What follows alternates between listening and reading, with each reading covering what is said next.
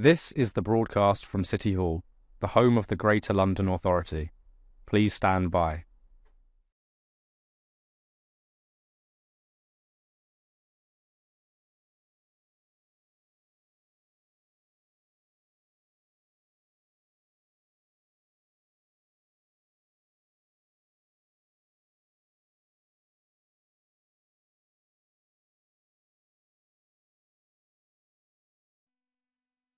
This is the broadcast from City Hall, the home of the Greater London Authority. Please stand by.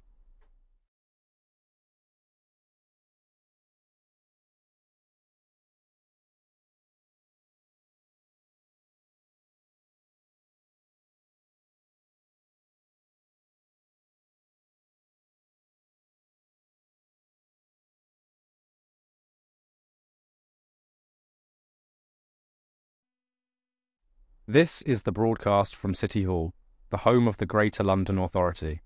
Please stand by.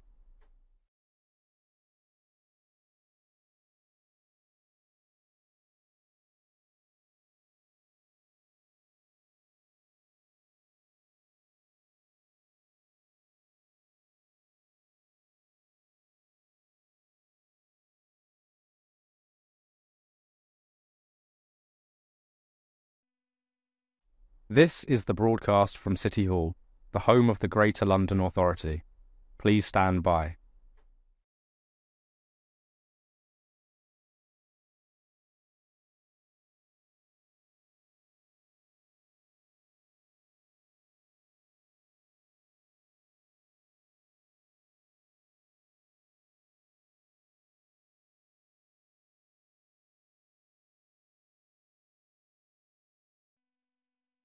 This is the broadcast from City Hall, the home of the Greater London Authority. Please stand by.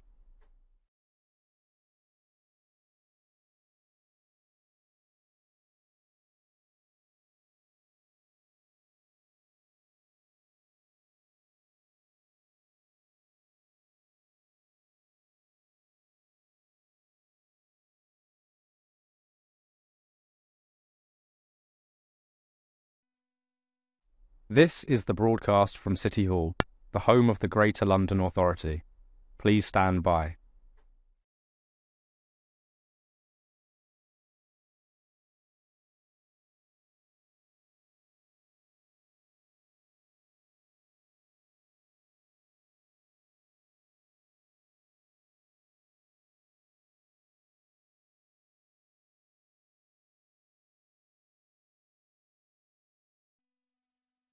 This is the broadcast from City Hall, the home of the Greater London Authority.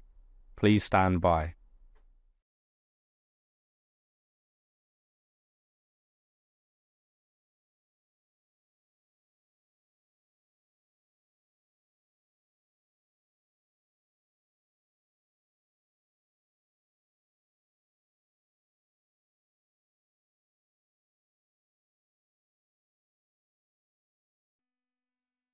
This is the broadcast from City Hall, the home of the Greater London Authority. Please stand by.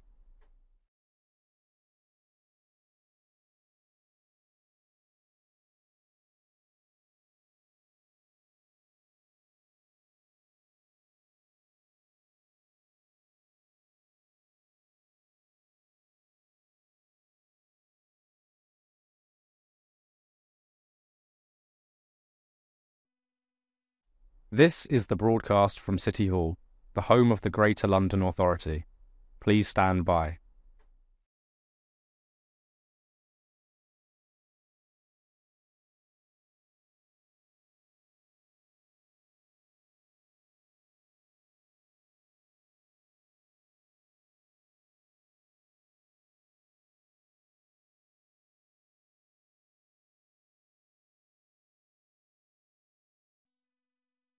This is the broadcast from City Hall, the home of the Greater London Authority.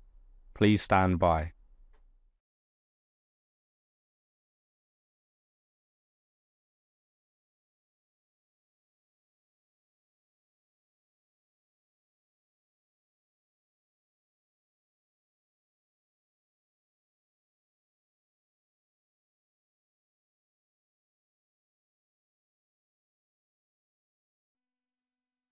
This is the broadcast from City Hall, the home of the Greater London Authority. Please stand by.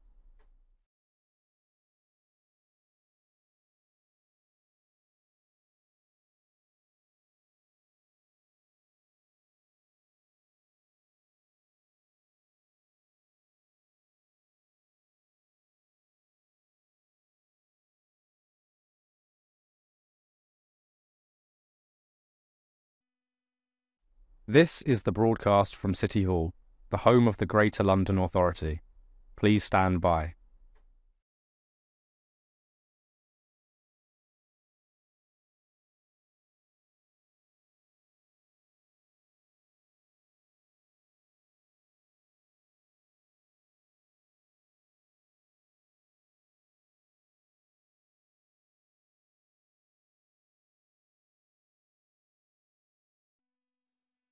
This is the broadcast from City Hall, the home of the Greater London Authority. Please stand by.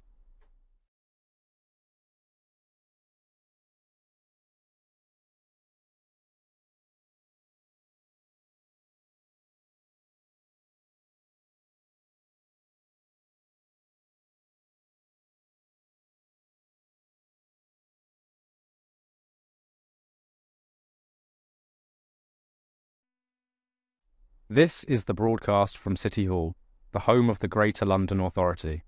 Please stand by.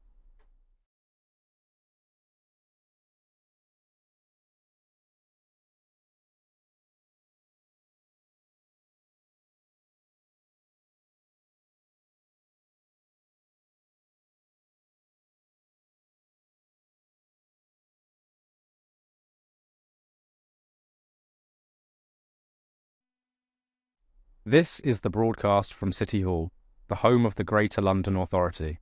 Please stand by.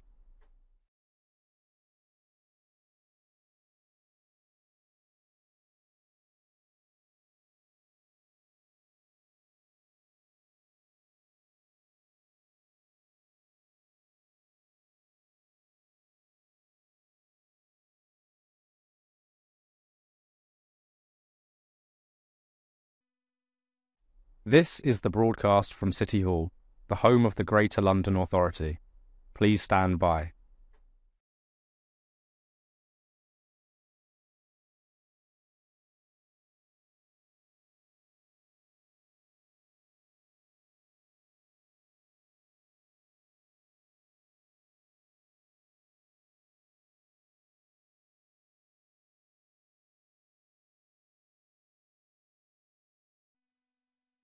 This is the broadcast from City Hall, the home of the Greater London Authority.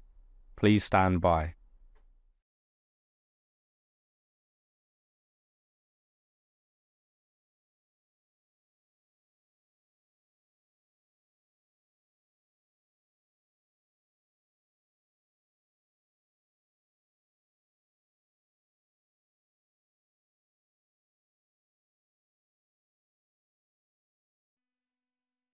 This is the broadcast from City Hall, the home of the Greater London Authority. Please stand by.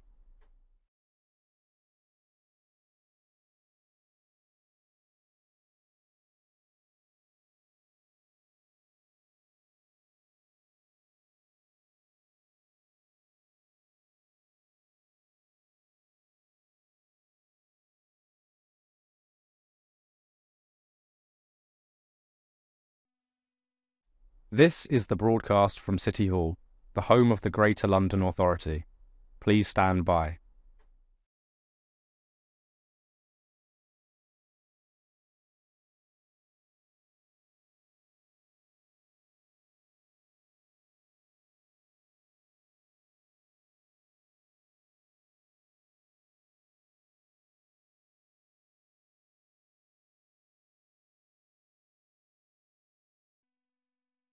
This is the broadcast from City Hall, the home of the Greater London Authority.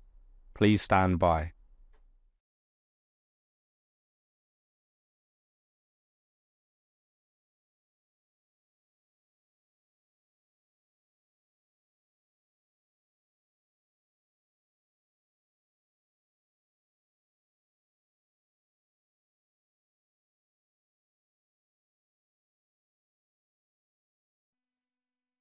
This is the broadcast from City Hall, the home of the Greater London Authority.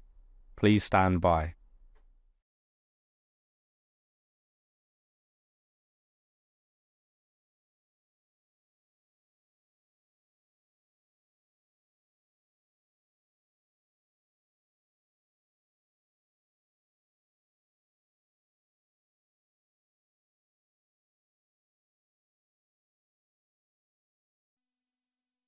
This is the broadcast from City Hall, the home of the Greater London Authority. Please stand by.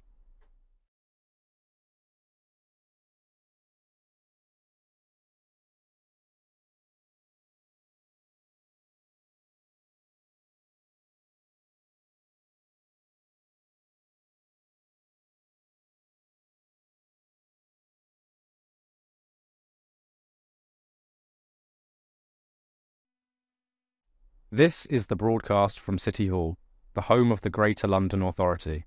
Please stand by.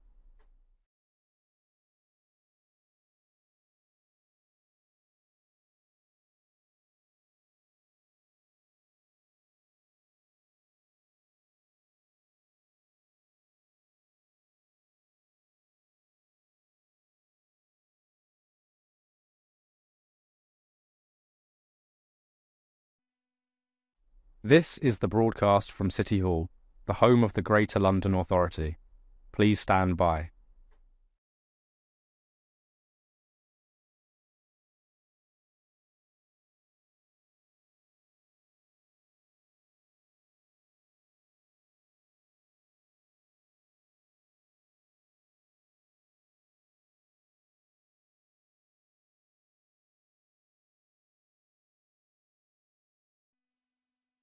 This is the broadcast from City Hall, the home of the Greater London Authority. Please stand by.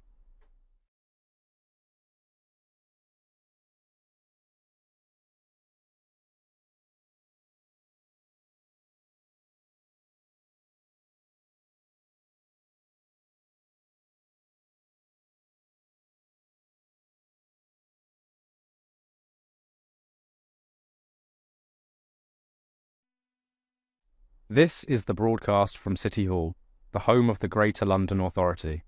Please stand by.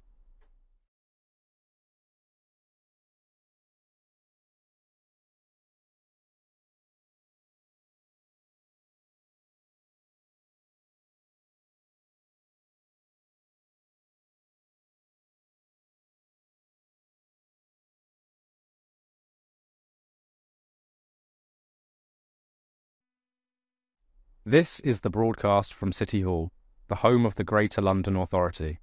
Please stand by.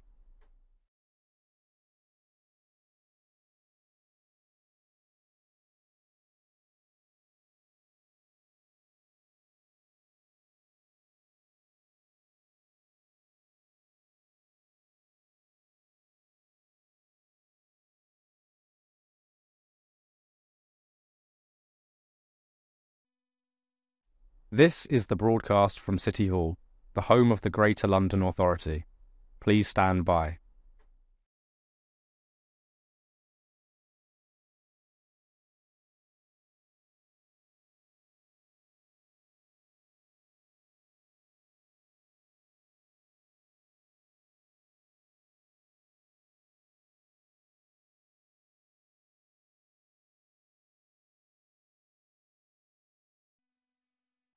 This is the broadcast from City Hall, the home of the Greater London Authority.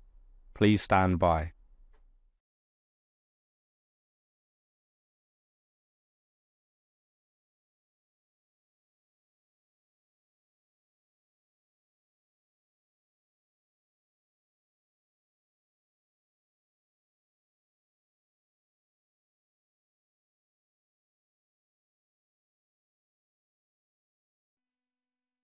This is the broadcast from City Hall, the home of the Greater London Authority. Please stand by.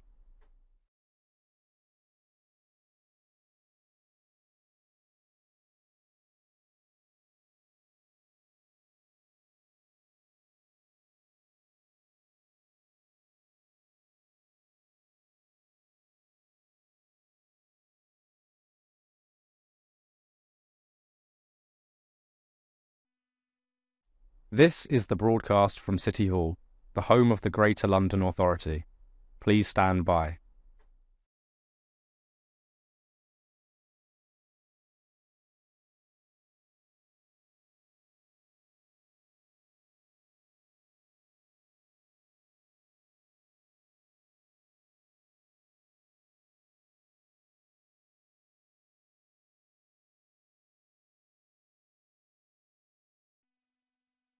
This is the broadcast from City Hall, the home of the Greater London Authority.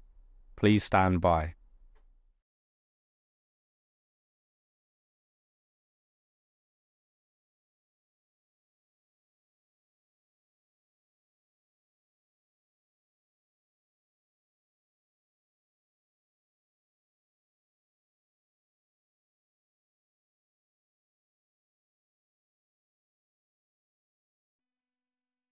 This is the broadcast from City Hall, the home of the Greater London Authority. Please stand by.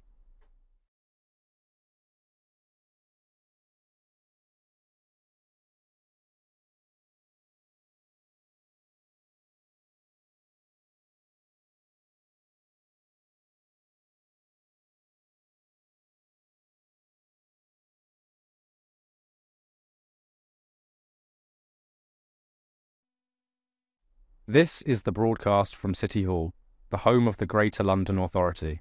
Please stand by.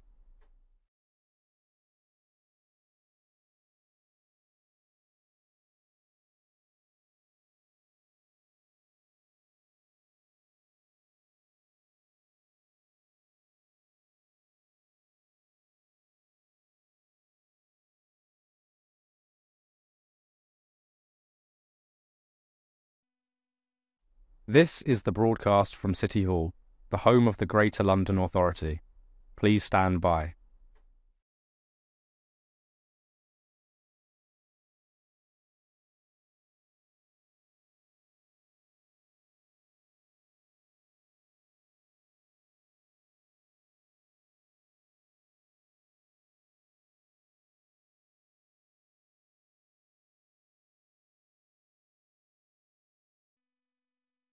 This is the broadcast from City Hall, the home of the Greater London Authority.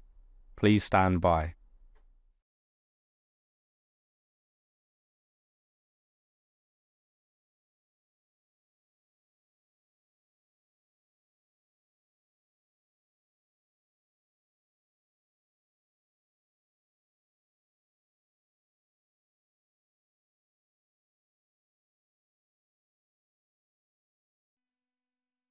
This is the broadcast from City Hall, the home of the Greater London Authority.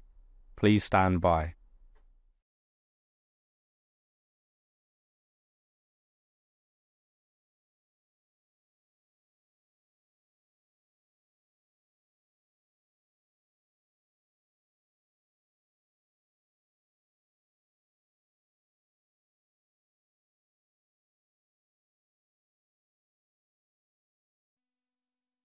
This is the broadcast from City Hall, the home of the Greater London Authority.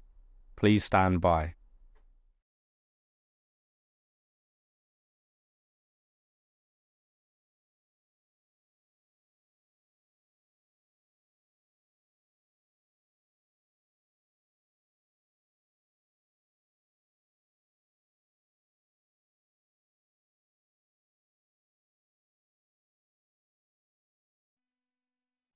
This is the broadcast from City Hall, the home of the Greater London Authority. Please stand by.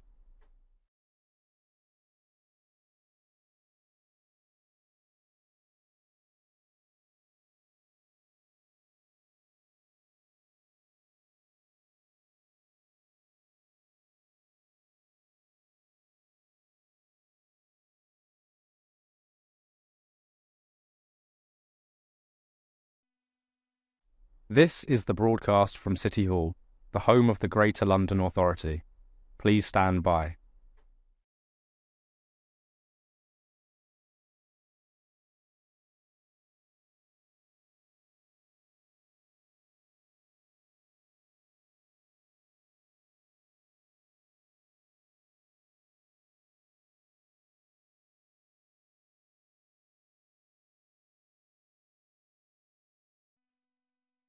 This is the broadcast from City Hall, the home of the Greater London Authority. Please stand by.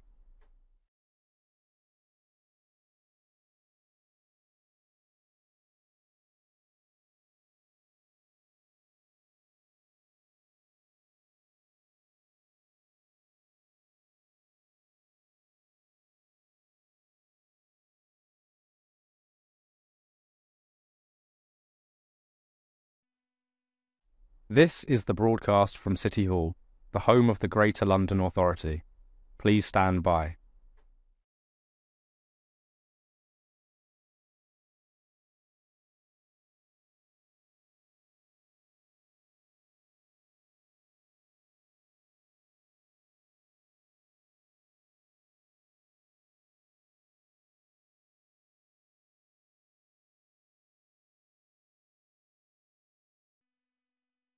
This is the broadcast from City Hall, the home of the Greater London Authority. Please stand by.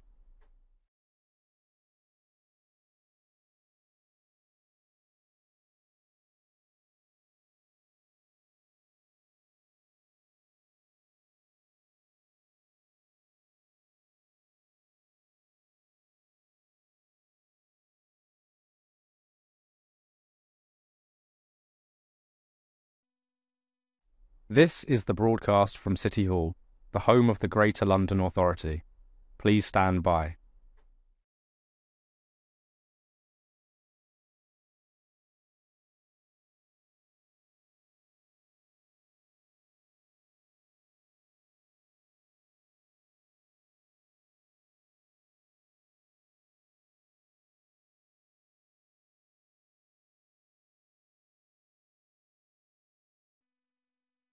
This is the broadcast from City Hall, the home of the Greater London Authority.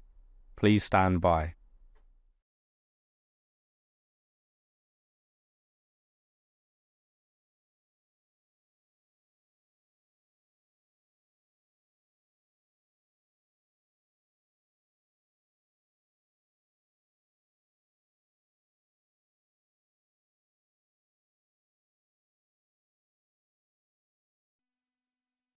This is the broadcast from City Hall, the home of the Greater London Authority. Please stand by.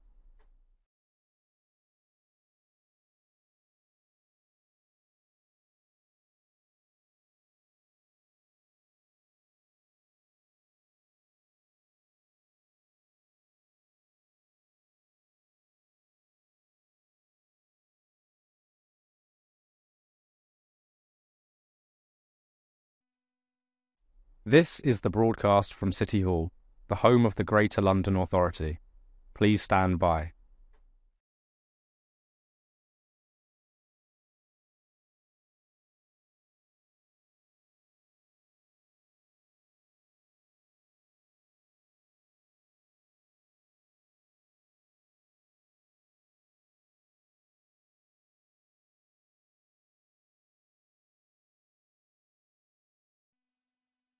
This is the broadcast from City Hall, the home of the Greater London Authority. Please stand by.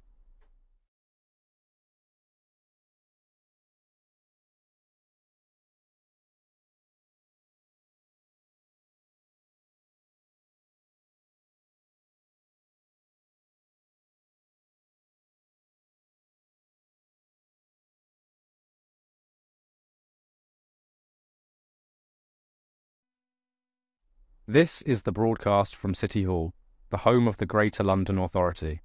Please stand by.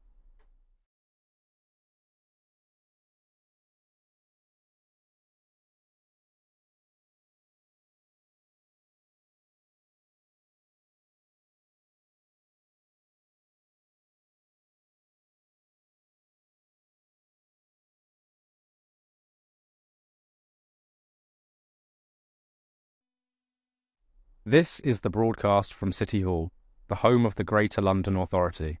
Please stand by.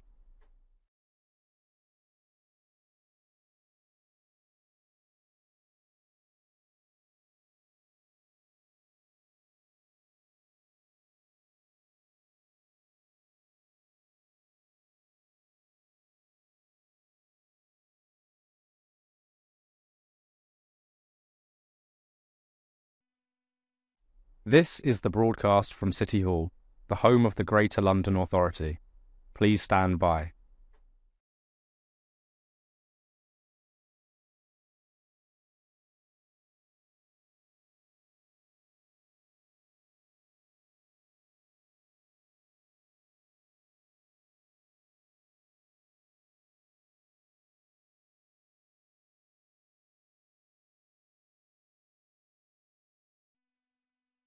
This is the broadcast from City Hall, the home of the Greater London Authority. Please stand by.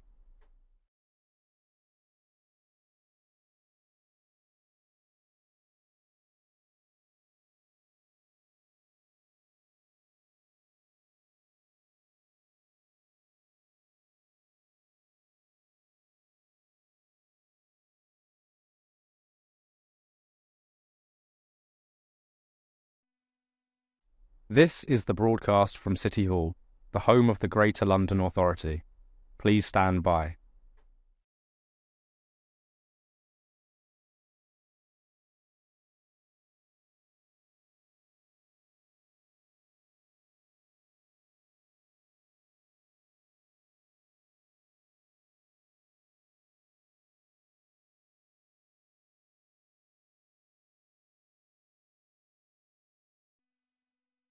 This is the broadcast from City Hall, the home of the Greater London Authority.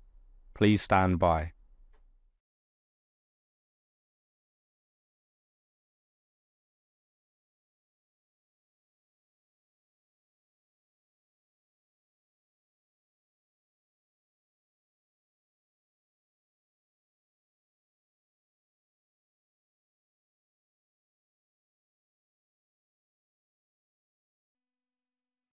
This is the broadcast from City Hall, the home of the Greater London Authority. Please stand by.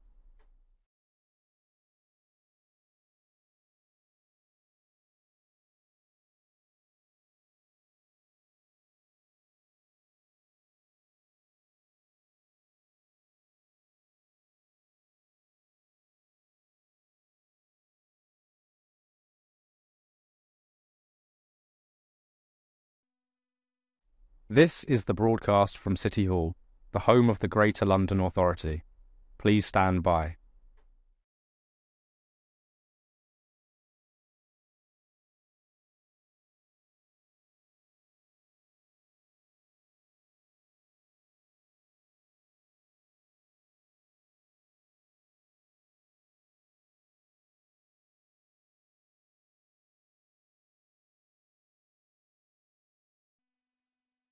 This is the broadcast from City Hall, the home of the Greater London Authority. Please stand by.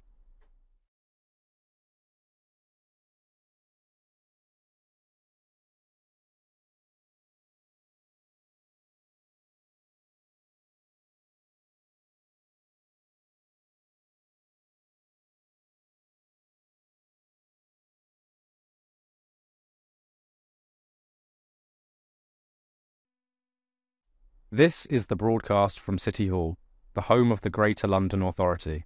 Please stand by.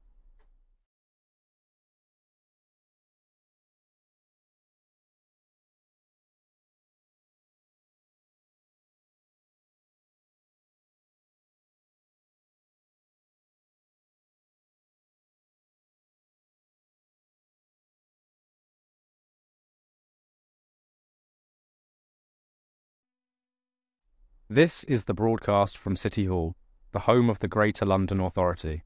Please stand by.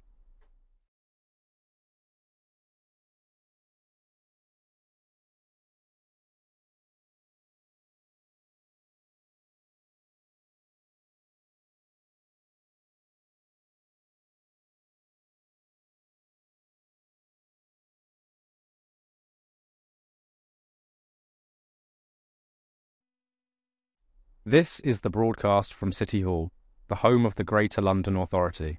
Please stand by.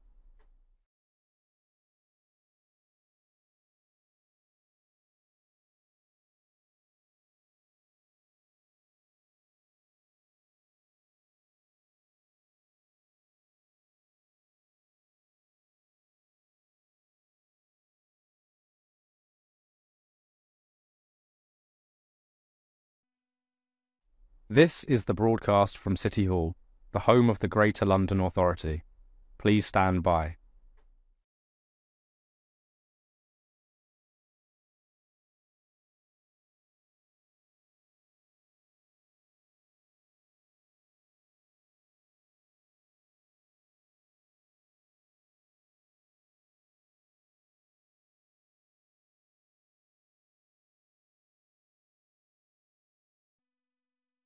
This is the broadcast from City Hall, the home of the Greater London Authority.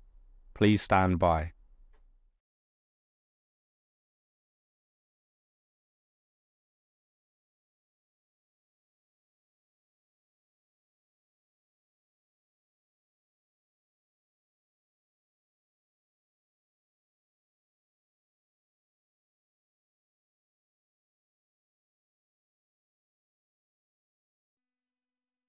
This is the broadcast from City Hall, the home of the Greater London Authority. Please stand by.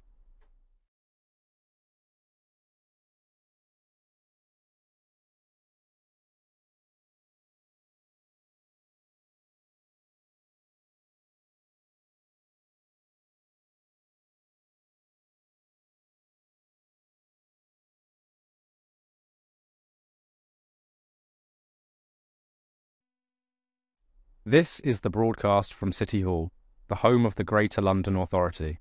Please stand by.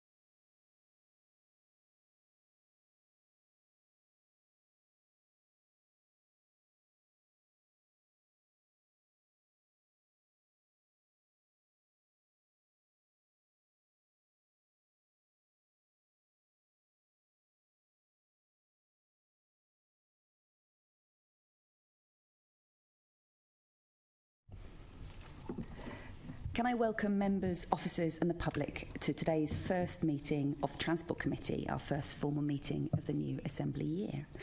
The main item for discussion today is the Mayor's 2024 manifesto commitments and delivery of the Mayor's transport strategy. Please make sure that your electronic devices are switched off or on silent mode. Short pause for that. And can I start by asking our clerk, Paul Goodchild, if any apologies have been received? Thank you, Chair. No apologies for absence today. Thank you. Can we note the membership and chairing arrangements as agreed by the London Assembly on the 10th of May 2024? Noted. Can we note the committee's terms of reference as agreed by the London Assembly on the 10th of May 2024?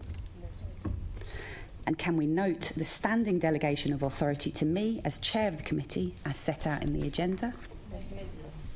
And can I ask the committee to note the recommendations set out at item 5 and ask if members have any other interest to declare? Nope. Thank you. Can we confirm the minutes of the meeting held on the 20th of February and the 13th of March 2024? Agreed. And can we note the completed, closed and ongoing actions arising from the previous meetings of the committee and additional correspondence received? Okay. The committee is recommended to note the action taken by the former chairman under delegated authority in consultation with the former deputy chair and party group lead members, namely to agree the committee's report Future Road Charging in London as attached at Appendix 1. Thank you. A letter to the Mayor of London on the taxi and private hire vehicle industry in London as attached at Appendix 2.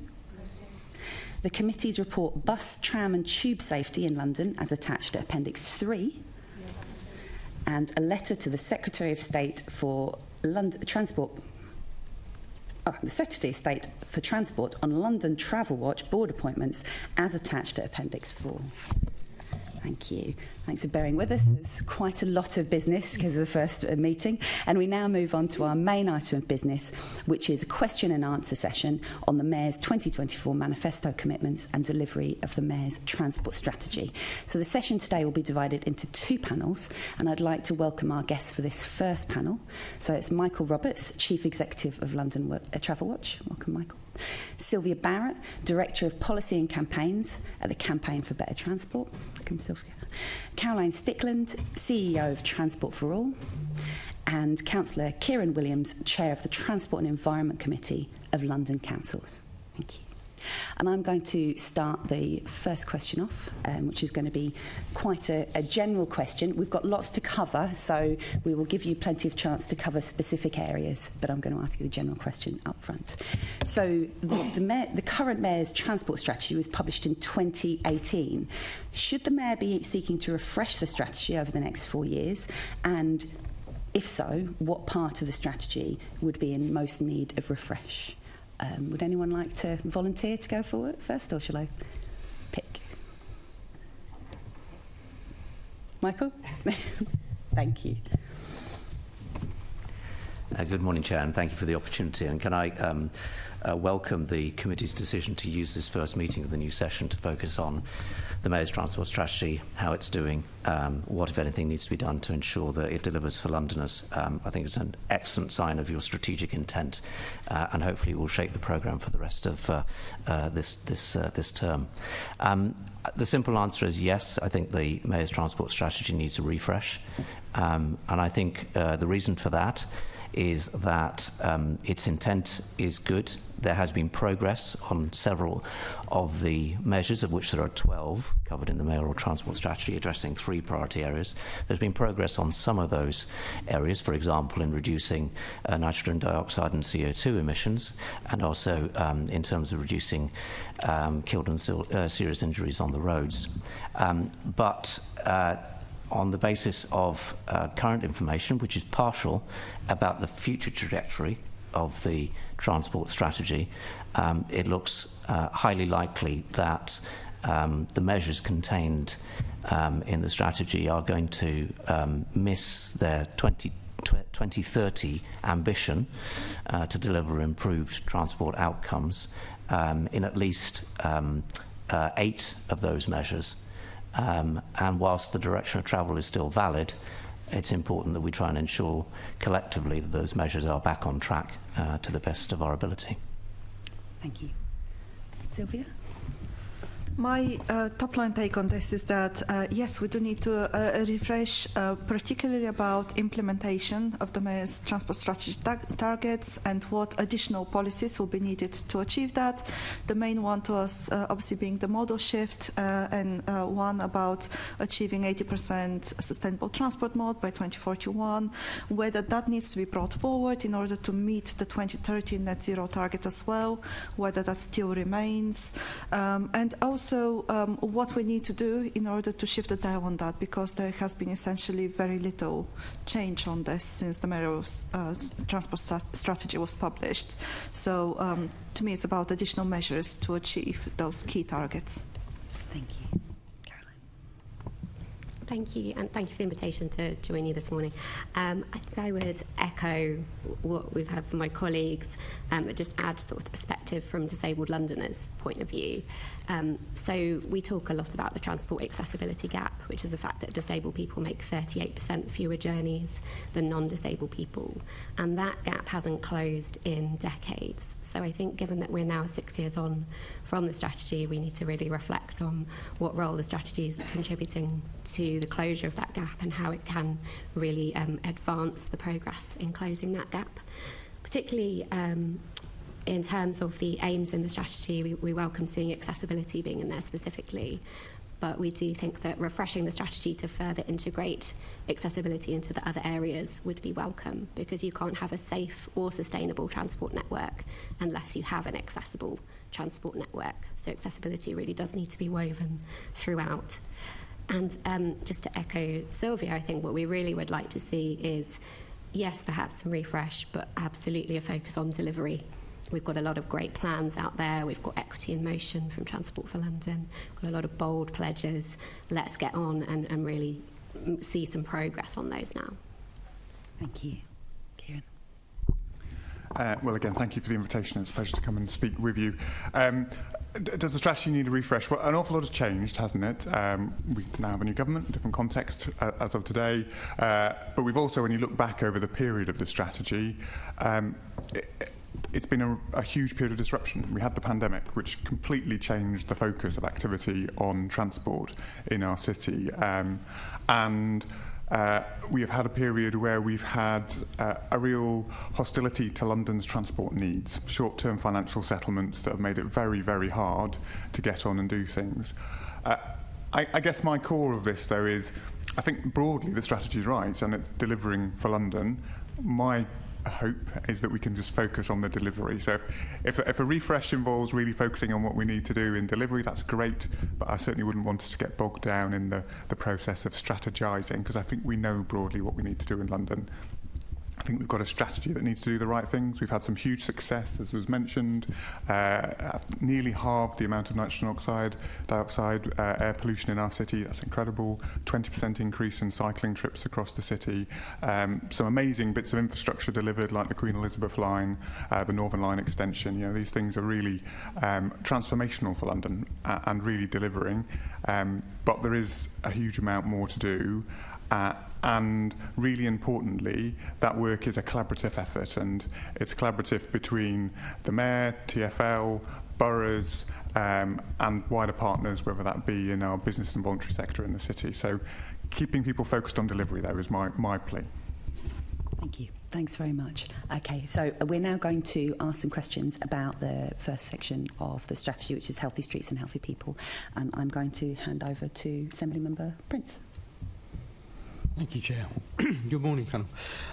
This is to everybody in no particular order.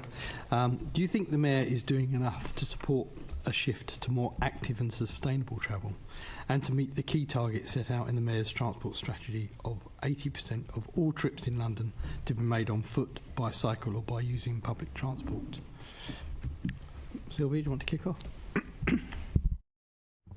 I think that there has been some key progress in terms of delivering interventions that will help. As colleagues mentioned, we've had improvements on the tube network and some extensions. We've had the Superloop introduced, which I'm sure will play a very key role. We've had investment in cycling and walking infrastructure, which I think is very welcome. I feel that the issue is that the Mayor has set a strategic direction. It's also up to boroughs in order to play their part and to implement some of those measures on the ground. There are schemes which have been more controversial, perhaps low traffic neighbourhoods, but schemes such as the Mini Hollands have been undoubtedly successful. I feel we need more of those place-making improvement of holistic infrastructure at the local level, providing more places for people when it comes to active travel specifically. When it comes to public transport, I feel that bus investment should be a key part of progress being made in the future. So the Superloop, I think, has been very welcome, but we need to be looking at bus speeds as well. So looking at bus priority measures across all boroughs in order to provide viable alternative for more people, particularly in outer London. Kieran, do you want to go next? I certainly do. I mean, so an important thing to say here is 95% of London's roads are run by the boroughs. And so it is absolutely a collaborative effort between the Mayor and boroughs to make the changes that we need to make our city both more accessible and safer and more used for walking and cycling around the city. And we know that about 40% of trips are already people walking around. And I think for all Londoners, as you walk around your city, there's a real sense that there has been a transformation over recent years. And the number of high-quality public walking spaces has extended dramatically, and the amount of safe cycling routes has extended dramatically, and the work that's happened to make junctions improved, for accessibility and safety has improved dramatically. But there is also a huge amount more to do. The work on Vision Zero is fundamentally important, and I think needs to be a real focus as we move forwards, really important, and particularly around dangerous junctions, where we know a very high proportion of the accidents are, not just on TfL's roads, but on borough roads as well. And I think an investment there in really prioritising the most dangerous junctions around the city is fundamentally important for us going forwards.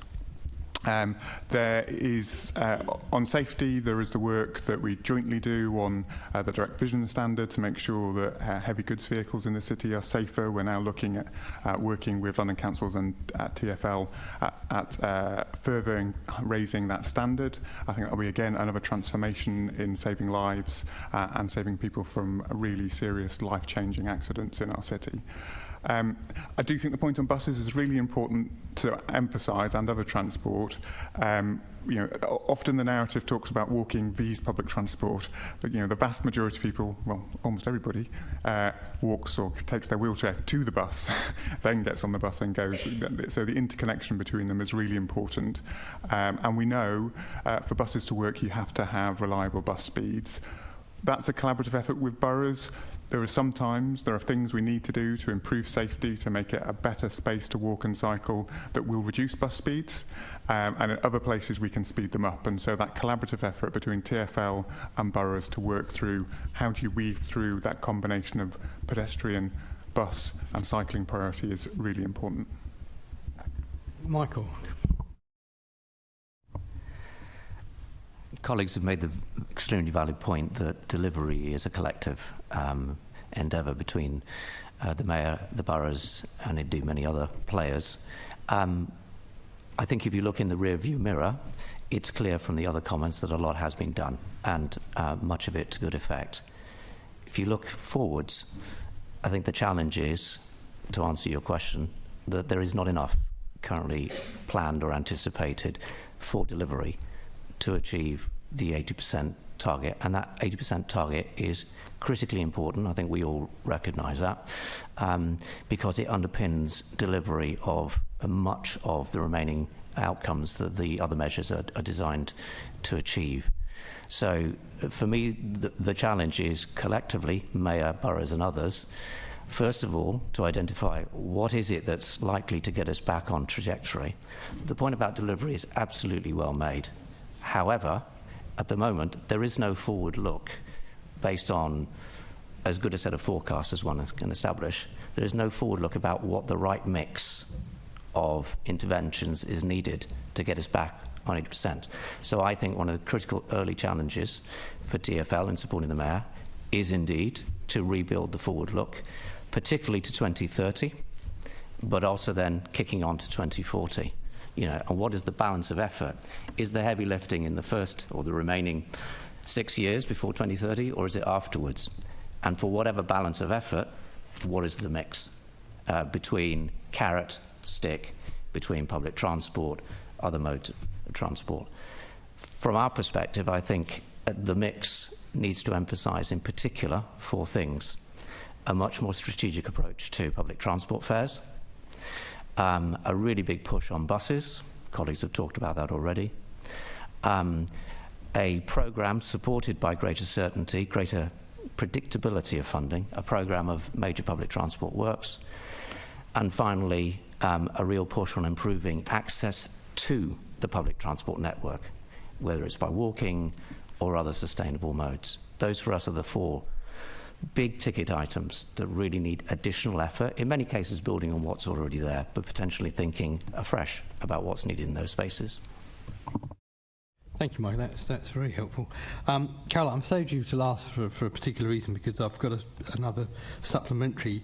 I'll ask it at the same time.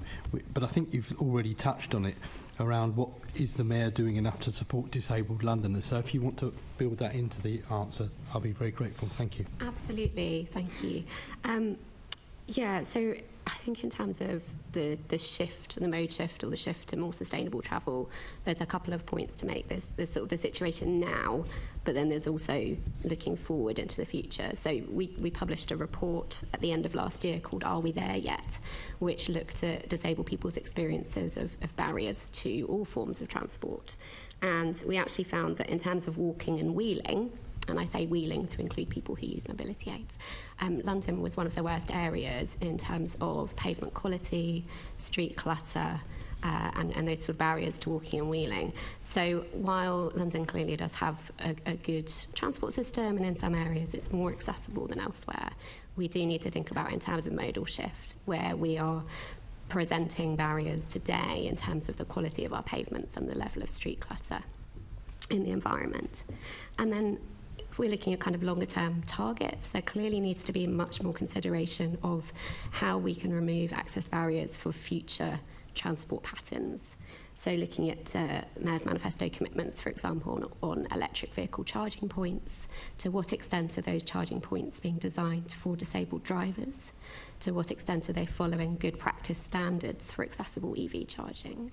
And in terms of the cycle parking, which is a really welcome commitment, to what extent are those cycle parking provisions suitable for adapted cycles or people who use cycles as a mobility aid? So we need to look at what the barriers are today, but also for the future.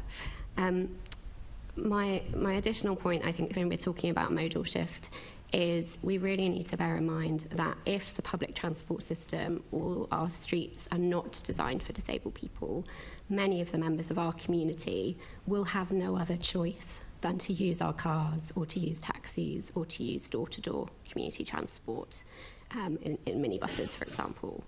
And what we need to do is we need to be very careful not to stigmatise disabled people like me and others who don't have that choice.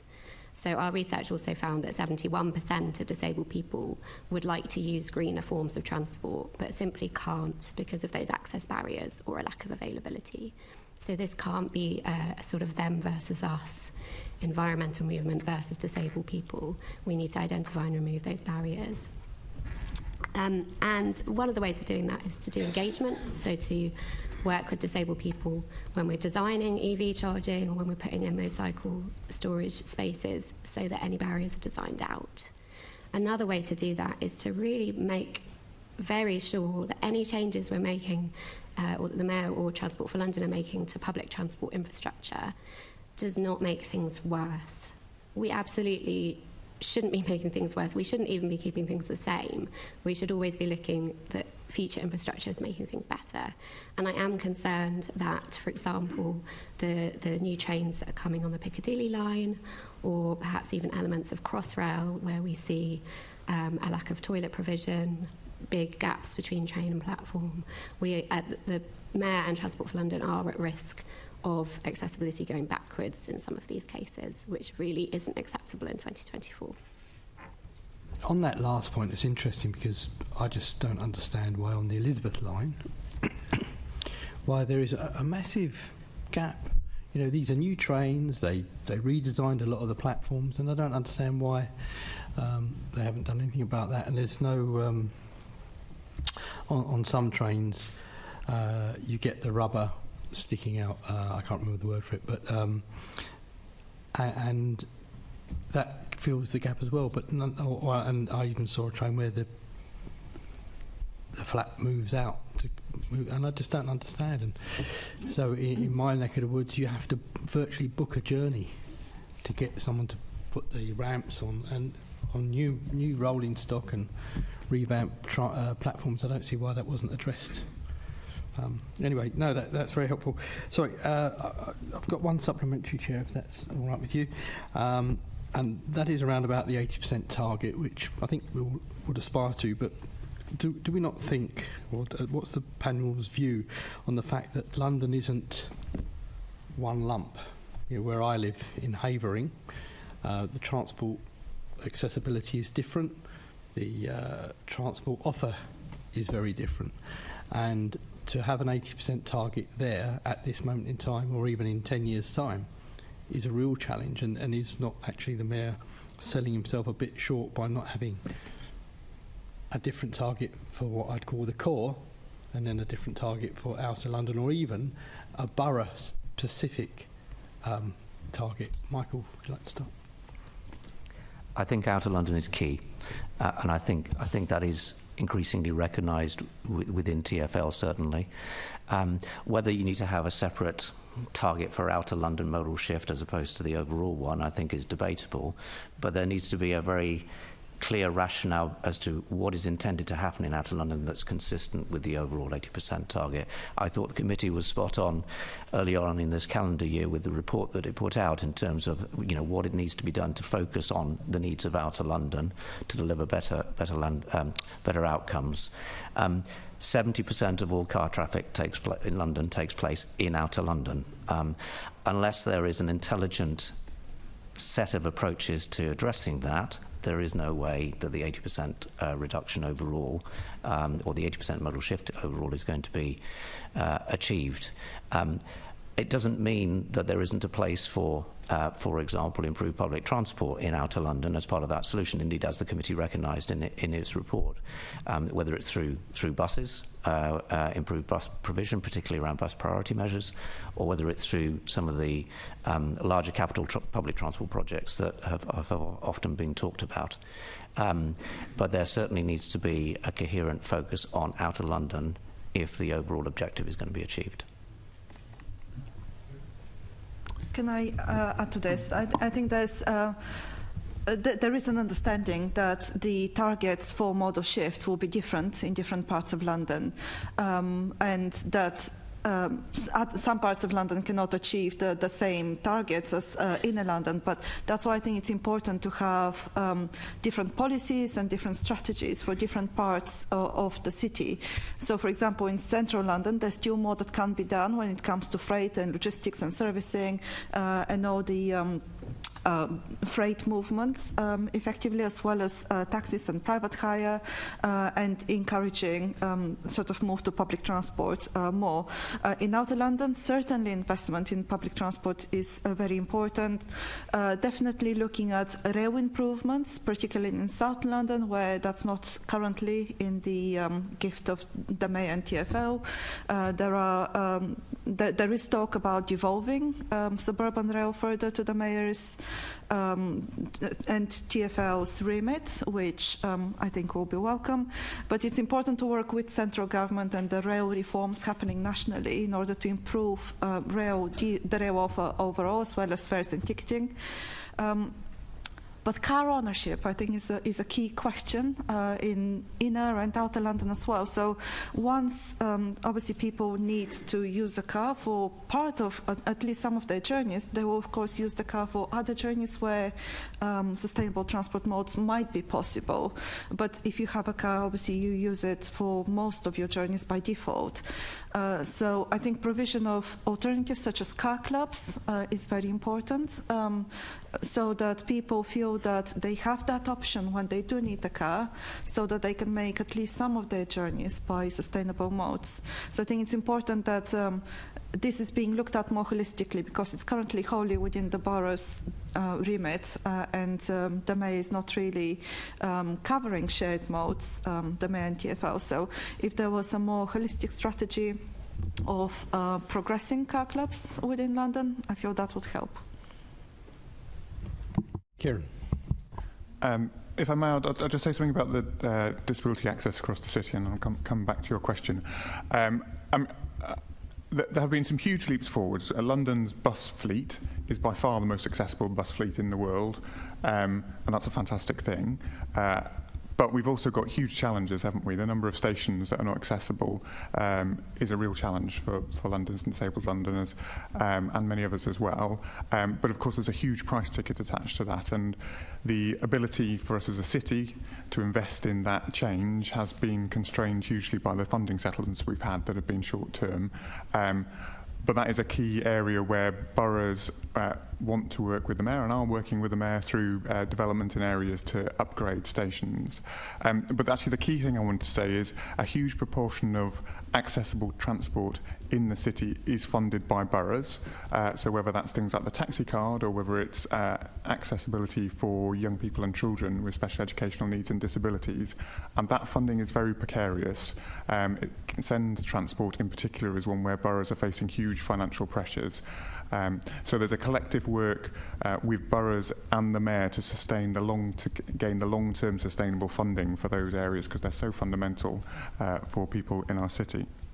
On the question about should there be targets for modal shift borough by borough, I suppose the first important thing to say is boroughs do have their own targets, the vast majority of boroughs, and I think it's right that boroughs have targets for their areas and the Mayor has one for the city. And transport across the city is so interlinked. Of course, most people's journeys start in outer London and then end up in the mid-ring or go into the centre. So I think having an area by area target for the city would be unhelpful, I think.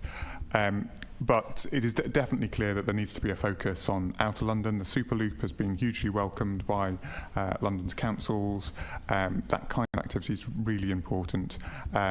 Likewise, go back a little while now, the Overground, clearly absolutely transformational, and I think the opportunity to do something similar with some of the other rail lines in the city, if you think about some parts of South London in particular, could be another huge leap forward for London. And it was good to see the Mayor yesterday, I think, saying that watch this space, there may be an opportunity to advance that. But I think those kind of interventions have got to happen if we're going to make our city one where people can shift out of their cars and choose to throughout the whole of London. Okay, well, again, sorry, Caroline, left you to last, but I would like you, if you could just to maybe give us examples of some of the greater challenges there are in relation to travelling in outer London for disabled, if that's okay. Absolutely, yes, thank you. Just picking up on a few points that colleagues have already made in terms of journeys, starting potentially in outer London and coming into the centre. Apologies if this feels a little simplistic, but I would just like to remind people that to make a journey you need to get on and off. So I think it was one station was made step-free in the last year, but unless we have the boarding station that's step-free and the alighting station that's step-free, that's not a new journey really that's opening up. So we do need to see an increase in ambition and delivery in terms of the step-free access. And just to come back to your point earlier about the gap and whether we can have that sliding mechanism. The word I was looking for was sacrificial. They have them on the edge of the, yes. Not the platform, but on the edge of the train. The slidey bits. Yeah. So as we see in Merseyrail, for example, step-free, as I understand it in terms of the strategy targets, is not level boarding. It's step-free from street to platform, not from street to train. So we do need to be clear what we're talking about here. And what that means is, therefore, without staff at these stations, we are not going to be able to independently board, turn up and go, and to have that autonomy that non-disabled Londoners will have.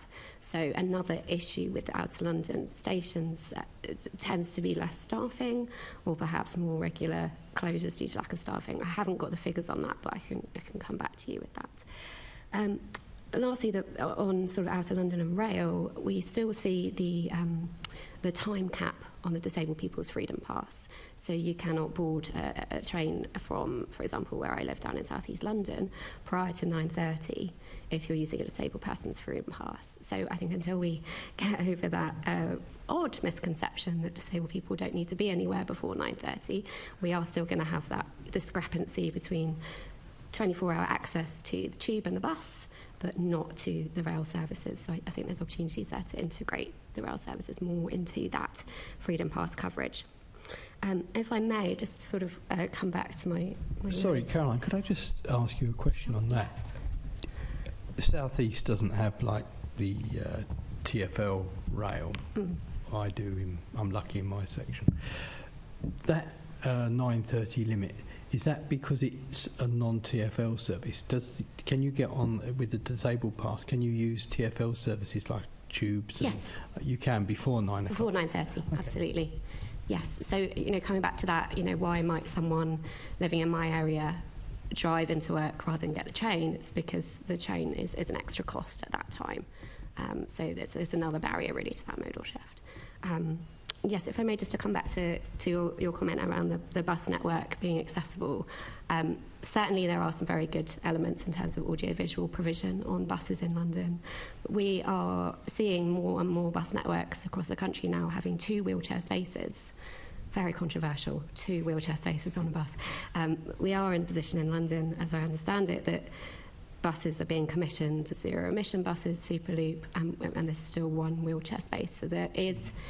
as I said earlier, if we're thinking about not keeping things the same, we're looking at progress. How can we use the commissioning of new buses to increase the number of wheelchair spaces? We've also seen in the bus action plan that I think came out from the strategy a commitment to equality, diversity and inclusion training for London's bus drivers. Where is the disability equality training? There's still a lot of opportunities, I think, so even where we've got a good bus service, there's still myriad opportunities to go further. That's what we'd like to see. Thank you, Chair. I'll leave it there if that's all right. Thanks very much, Assemblyman Prince. And before I go to Assemblymember Russell, I'd just like to welcome, extend our welcome to pupils and staff from the Stafford House International School, I think, who've joined us. Yes. Brilliant, thank you. We're asking questions today, a panel of experts about transport in London and what the Mayor's done and what more he can do in the future. So, really good to have you with us today. And now over to Assemblymember Russell. Thank you, Chair, and good morning, everybody. Just before, I'm going to be asking questions on Vision Zero, but just picking up a little bit more on the 80% before we finally move on from that.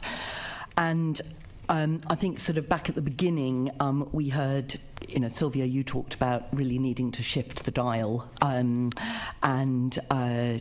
Michael, you talked about, the need for, we're going to miss the risk of missing that 2030 ambition, particularly in 8 of the transport strategy measures. And Caroline, you made some very, very strong points about disabled people travelling in London, and particularly I noted that disabled people are taking 38% fewer journeys than non-disabled people, which is really shocking statistic. And Kieran, you also mentioned the kind of changing political context, which is, I think we're all waiting to see sort of quite exactly how that's going to play out. But in terms of this 80%, we've covered the sort of the buses and the public transport side of it, but I just want to kind of go into the kind of the walking and cycling, those journeys that we're making, our journeys to the public transport, and also our journeys that are being made locally under our own steam.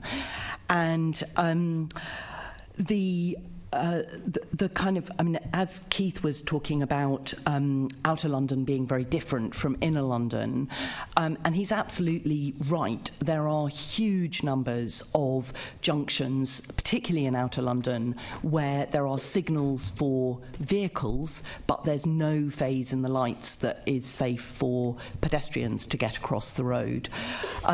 And there's also a huge number of roads that are, where crossing distances to get across are just really intimidating. If you're a child, if you're disabled, if you're an older Londoner, these are real barriers to getting around. And I just wondered if any of you have anything to kind of say about those ordinary roads all over London, and how we can really start to shift the dial in terms of making our sort of, these main, all of us know these main roads with a shop the other side, and it's really intimidating, the thought of just trying to cross the road to pick up a pint of milk. And just if you can say anything about what you think the Mayor needs to be focusing on to shift the dial on that. So should we start with Michael? Yeah, I'll, if I can kick off. So this whole area of what might otherwise be termed the first or last mile of a longer journey is incredibly important. It was one of the 4 areas that I identified as for us key priority as we go forward. Half of all walking trips in London are part of a longer journey that involves public transport. So in terms of the interconnectivity of the transport system, getting the quality of that journey on the street is really, really important. And I think, you know, one of the key ways in which the Transport for London works with the boroughs, about which Kieran can obviously talk more eloquently than I, is through funding for the local implementation plans. And there's been a report this year, which is, I think, pretty favourable about how those have worked. I think we would like to see funding for, you know, certainly a look at whether there should be more funding into those plans, and then within those plans whether the weight of support that's offered from the centre to the local authorities changes. For example, to support the issues around crossings and the timings of lights, which incidentally is potentially just as beneficial for giving buses greater priority as it is helping pedestrians. I think the quality of the streetscape, addressing street clutter, and we all talk about it, it's not easy. There are obviously a lot of streets to cover, but is absolutely fundamental, it seems to me, to improving that bit of a journey made by sustainable travel, and is particularly important for those who've got impaired mobility, whether it's through a disability or whether it's you know, young parents with pushchairs. That certainly needs a big push. Easier said than done, but it would certainly be a priority for us.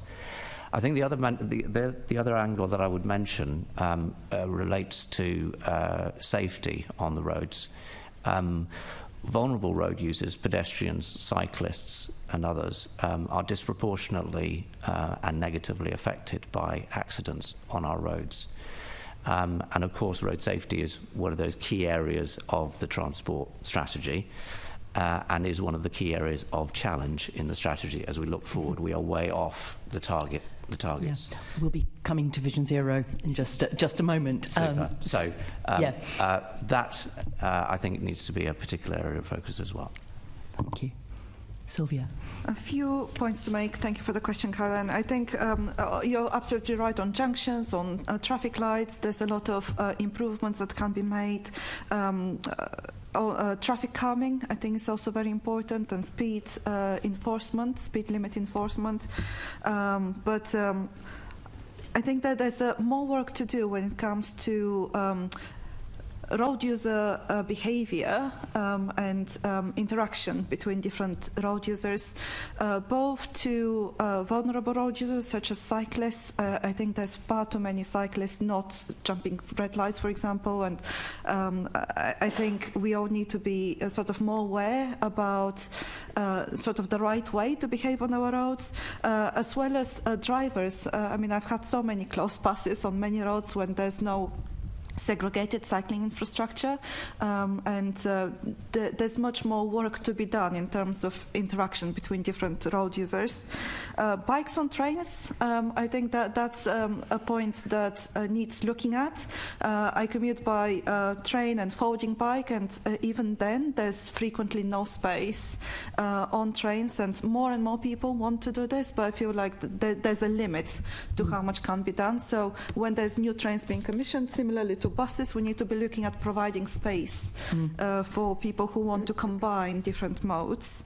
And you mentioned at the start the 80% target. I feel key to that is traffic reduction, in addition to achieving the net zero target. So the 2022 report suggested that 27% traffic reduction is required. That will help with safety, it will help with net zero, it will help with air pollution. But we need to be looking at obviously both improving provision and not just to move away from car use. I'm referring to the road user charging report by the committee. I'm happy to talk about that further if it's of interest. I'm aware that the Mayor has ruled this out for the next term, but there are so many benefits to moving away from a blunt daily charge, including when the Silvertown and Blackwall Tunnel charging comes along, it will become even more complicated. I think is now being reported that there's a consultation opening this morning on the Silvertown and Blackwall tolling. So there are many benefits where sort of smarter charging would be cheaper to many drivers as well and make things simpler. And probably be fairer for many motorists as well. Caroline. Thank you.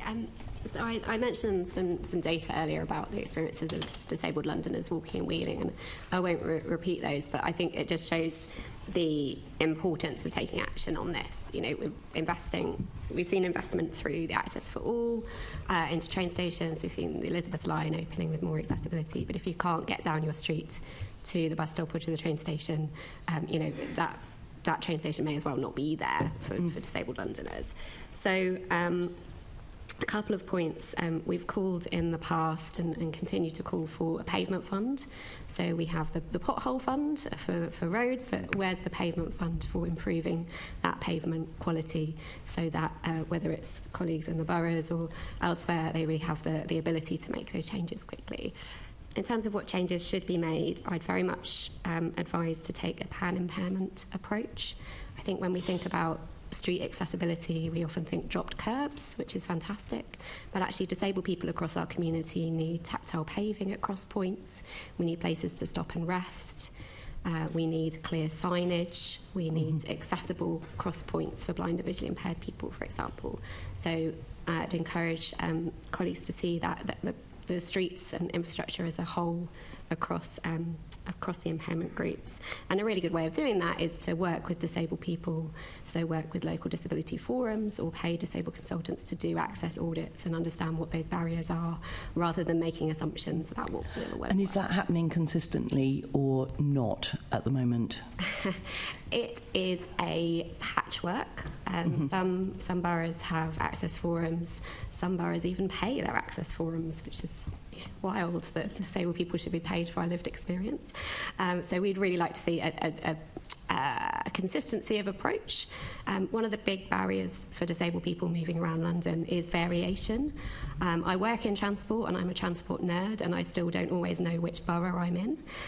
So if we have variation, for example, in things like pavement parking provision, if we have variation in the sorts of signage and information that's available, it's very hard to know consistently kind of what you should be looking for or how to plan your route and your journey. So a little bit more consistency across London would be very welcome. So that brings us to Kieran. Sort of how do we get that consistency across the boroughs so that people are expecting the same kind of design solutions to making the streets more accessible for people to make that 80% of journeys? So I'm going to say a little bit where we've come from and what the challenge is, and then come back to that bit of the question. So we've seen these huge improvements, and to give a couple of things we haven't mentioned so far, we've had over 500 school streets rolled out across the city, and if you stand outside any of those schools, you will see the transformation in the number of people who are walking and cycling and wheeling to get to their school. Hugely popular. We've seen e-mobility take off, over 15 million trips by e-bikes and e-scooters. We are doing lots of work now across London Council's Transport for London to get better regulation of those, so we can make sure people park in the right places and don't block the pavements. Really important. On junction crossing, so I don't have a figure for the whole city, but in my borough alone we've had over 100 improved pedestrian crossings put in over the last 4 years. Now they range from full pelican crossings through to zebra crossings, through to build out so you don't have to step between the cars, and with tactile paving and the drop curve, etc.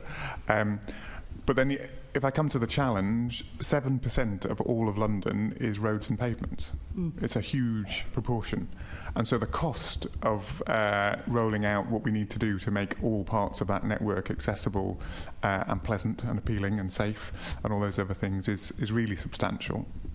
And one of the real challenges we faced as a result of these caps and short-term funding settlements for TfL, the pushing London into the situation that effectively bus fares and tube fares are subsidising roads, unlike other bits of the country that don't, and London not receiving its share of vehicle excise duty, means that one of the things that's lost out is the funding to boroughs for improving improving their roads. So the local improvement plan funding, the LIP funding, is down by 62% since where it was pre-pandemic and pre the short-term funding settlements imposed on Transport for London. So part of the solution has to be increasing the proportion of London's transport pot that is spent on the borough roads. Mm-hmm.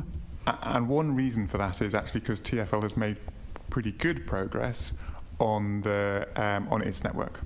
And so moving beyond the focus on just, for example, the most dangerous junctions on the borough network to those on the city as a whole is one of the areas we've got to go to. But we've also got to collectively win the argument for the investment we need to transform all of those streets over a longer period, because people live on every street, people work on every street, and it's the whole network we need to improve. Maybe we should be asking government to have some of the VED back to London to be spent on London. It's certainly one of our London Council's key asks of government. Yeah, okay, that's useful to know. Just sorry, we should be talking about Vision Zero here.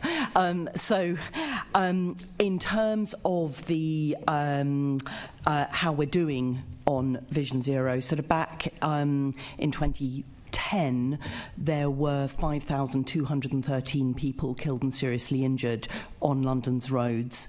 By the time we got to 2018, it was down to 3,905 people killed and seriously injured on London's roads. The latest, obviously it went down during the pandemic, but the latest figures from 2022 were 3,660 people killed and seriously injured. And that, a serious injury is hugely life-changing for someone. It can disrupt your ability to do your job, to get to work. So, these are huge impacts on a lot of Londoners. So, what do you think the Mayor needs to do to meet the Vision Zero targets in 2030 and in 2041? And what do you think the progress he's making so far are the things that you think are being missed that could be being done? Who wants to go first? Kieran. So the progress is fantastic, but the whole point of Vision Zero is getting to zero. And I would strongly, you may well have done this previously, but I would strongly encourage you to invite along in the future some people who have themselves lost limbs and others and suffered from accidents, because when you hear their stories, it's not just about what it's meant for them, it's what it's meant for their family and their friends and their workplace and the job they did and the contribution they were making to our city. And the huge toll that each of those deaths and serious accidents pays cannot be understated. There are some fantastic bits of progress we've made. I've already said one area that we really need to focus on is working on all of the junctions that need to be improved in a priority order. Really working through which are the junctions where we're seeing the most loss of life and serious accidents, and working through those whoever's roads they're on within the city. There is some great practice across the city around the regulation of vehicles. As I've said, we're looking collectively across TfL and London Council at the moment about increasing the standards on the direct vision standard for heavy goods duty vehicles. Boroughs are doing some great work on looking at how you can use the planning system to regulate construction vehicles beyond that. And we as London Council are looking at how we can roll out more of that best practice across the city. But we mustn't lose sight of the biggest single thing that makes the difference is traffic speeds.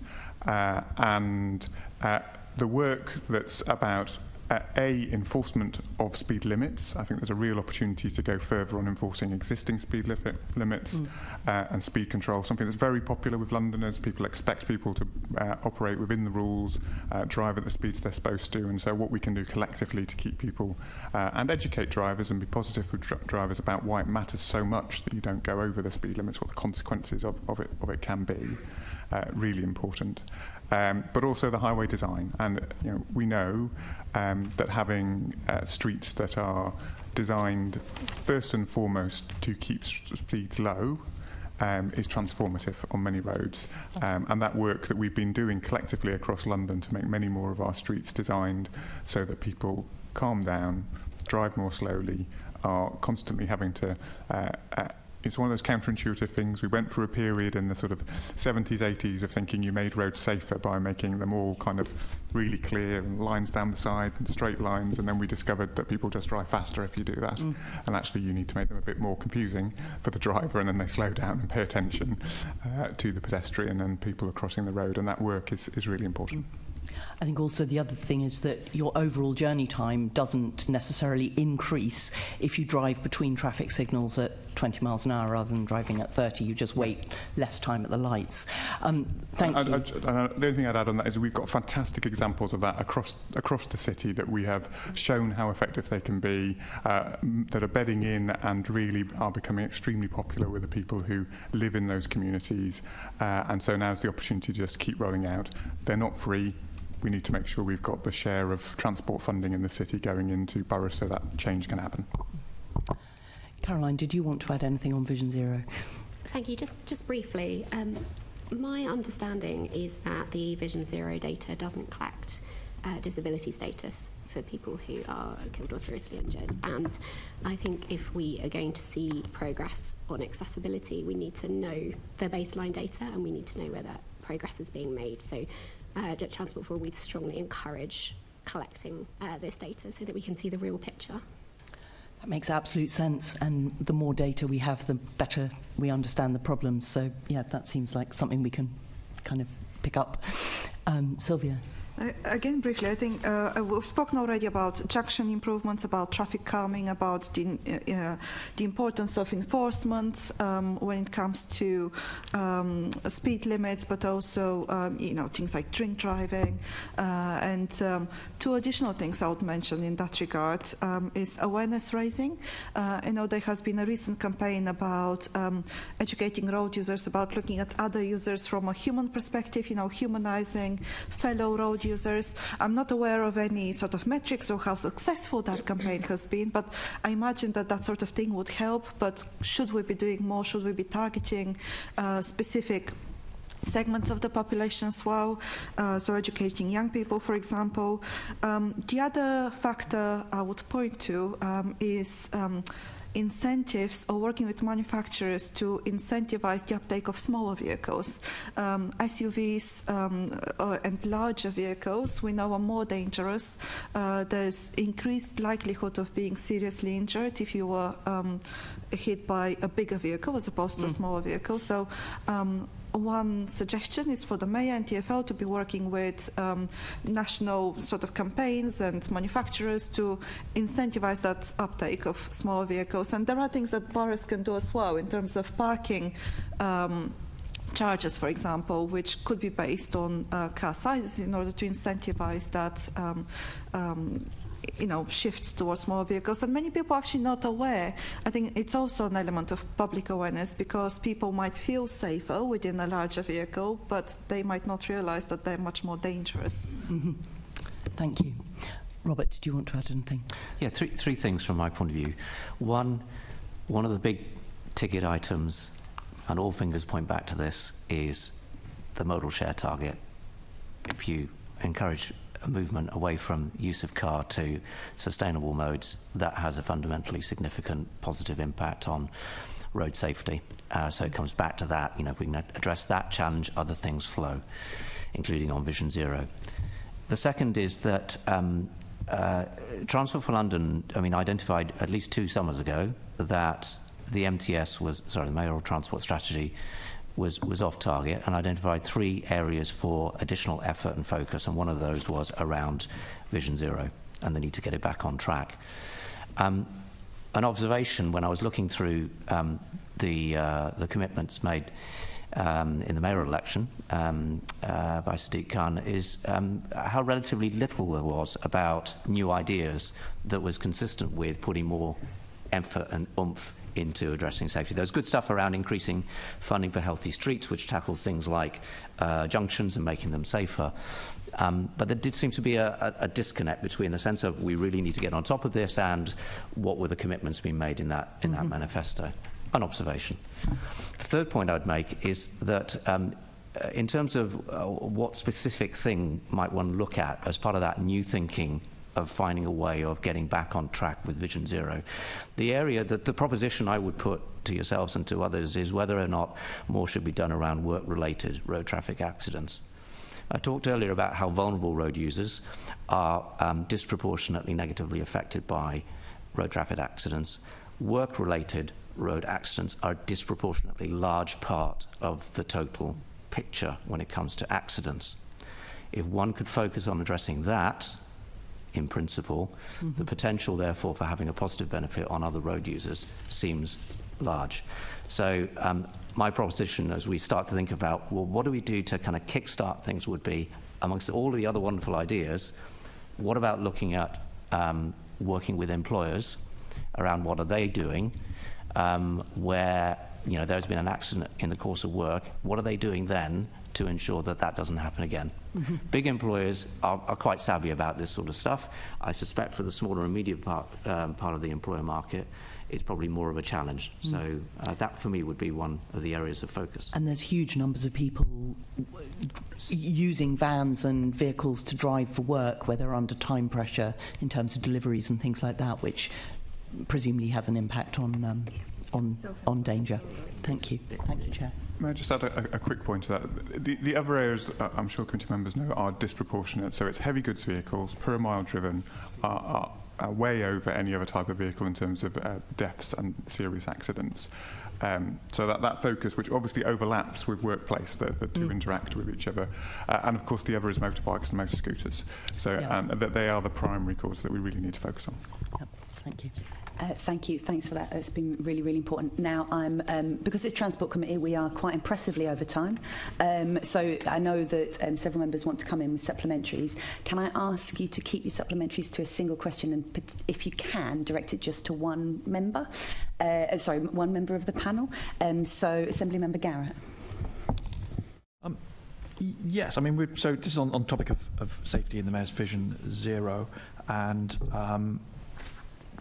the vehicle fleet that the Mayor has most control over, of course, is his buses, and bus safety is something that I've brought up here and elsewhere and directly with the Mayor and the Commissioner multiple times. And over this Mayor's term, there's been no improvement in bus safety. In fact, it's gone down because the total casualty figures are about the same, but the bus mileage has gone down. So, per mile travelled, it's worse. Is this something I'm going to semi-comply with our wonderful chair's request, and perhaps I'll restrict it to, I don't know, Michael and Sylvia, let's say, and the others can cheekily jump in if you feel you have something to say. Is this something that you're concentrating on? Because it seems to me, bluntly, I don't feel I get much change out of the Mayor when I bring it up with him, and there's a whole raft of different issues, from heat in cabs to driver workloads, time pressures on timetables, all of these things that constantly we're told about. I don't see much impetus from TfL to do anything about any of them. So perhaps Michael and Sylvia, is there something that you've noticed and that you're sort of pressuring from your point of view to try and see improvement on, where there hasn't been any change really? The honest and the short answer is that it hasn't been something that we've particularly focused on, not because it's not important, but in terms of managing our priorities, there are other things that we have tended to focus on. But as I was suggesting earlier, in the spirit of looking at what needs to be done to get Vision Zero as part of the overall set of outcomes back on track, I think that's something we need to consider. Okay, thanks. I would certainly appreciate some extra pressure brought to bear. That's really my question. Sylvia. I think likewise, it's not an area we have focused on very much, but I'm happy to sort of look into that in more detail and push for some progress. I think infrastructure is key, as well as driver training. So it's an area I'm happy to look into in more detail. Thanks.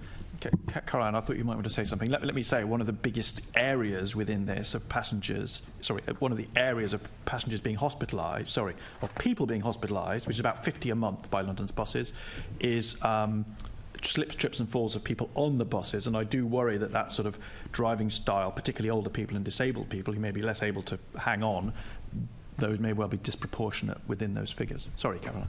Thank you. So just to start with, buses are one of the most common types of transport taken by disabled people. Partly that's sort of preference in terms of ease of access of getting around, but also it's through a lack of choice, so not being able to access train and tube stations. So it's really important to disabled Londoners that our bus network is safe as well as accessible, and certainly you can't have one without the other. In terms of driving off before someone is seated or before someone is parked in the wheelchair space, absolutely should not be happening according to the Red Book. So we're really aware and concerned about the risks to disabled and older people of drivers pulling up too soon.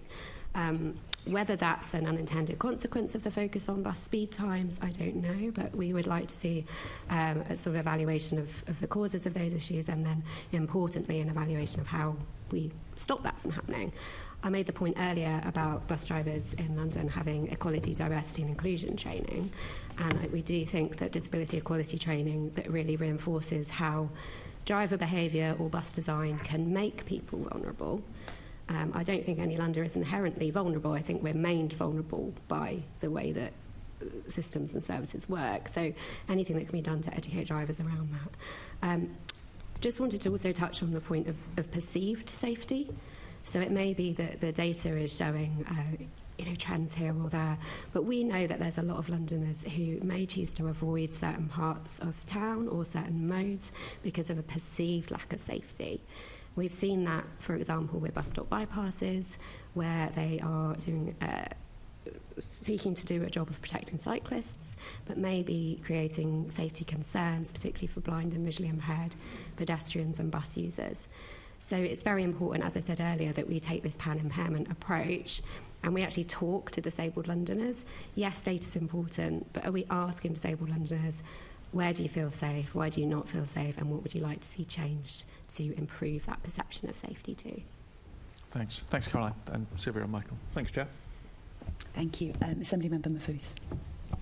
Thank you. So my question, going back to vulnerable road users, as a cyclist myself, and being hit by a car across London, I want to make sure that obviously cyclists and other vulnerable road users are safe on our streets. So we've done a lot over the last decade and plus to install infrastructure across the capital to protect and support cycling, and Kieran, you've talked about the increase in cycling over that period of time. What I wanted to just ask was really, what lessons do you think we've learnt from the implementation, good, bad or otherwise, that you would like to see us in terms of implementation going forward? Can I start at the I mean, there are lots of things to say here. I mean, first is scheme design really matters, and anyone who travels around London, you will find historic schemes that were just not well designed to provide the connected cycle route that people feel safe driving. So scheme design really matters, and in that front, I think all TfL and boroughs are working together to make sure we have a workforce that knows how to design schemes well and works with cyclists and pedestrians and people with disabilities and others to make sure that the scheme design is done well. The main fully segregated routes are really important and have been a huge success, and if you go and visit any of the cycleways, you will see the huge volumes of people that use them, and the people who are cycling with their kids at the side of what is a main road but safe and feel that they're able to do it. That makes a huge change. But actually, to get the numbers, you've got to have many, many more routes that are safe, and those routes are going to be whatever you like to call them, the side roads, and that is back to having streets that are designed to get the traffic to go slowly, so you can have enough ability to people to go from their front door to where they need to go to and feel safe. And I think, I think the other thing I would say in all of this is, in designing these routes, we really just need to start by thinking about the child cycling or the person in their 90s cycling, not the kind of active cyclist who's been cycles every day and cycles everywhere, not you or I, because that's, if it's safe for them, then it's safe for everyone else, and then people are able to make the choice. Just to add a couple of things, as mentioned, infrastructure is the number one intervention that supports improved cycling safety. It needs to be segregated as much as possible, but also connected.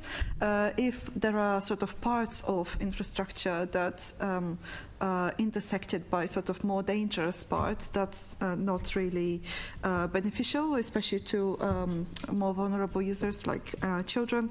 Training, I think it's quite important as well. So there have been changes to the traffic code to protect cyclists more, but many drivers are not aware. I think particularly professional drivers, that needs to be worked into more regular sort of refreshment of their awareness and training.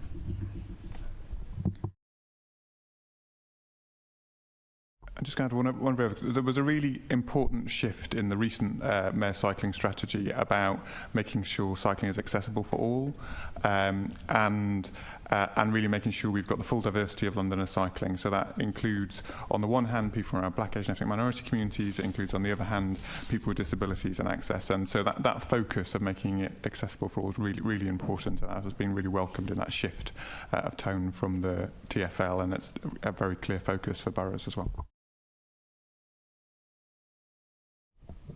Thanks very much for that. And just over to Assemblymember Prince with what he promises is a very, very small additional supplementary. I'm obliged to you, Chair. This is for Sylvia. Can you tell me why, when TfL know that bus drivers are jumping red lights, that they don't report it to the police? So I was talking earlier about cyclists rather than bus drivers. No, I'm talking about bus drivers.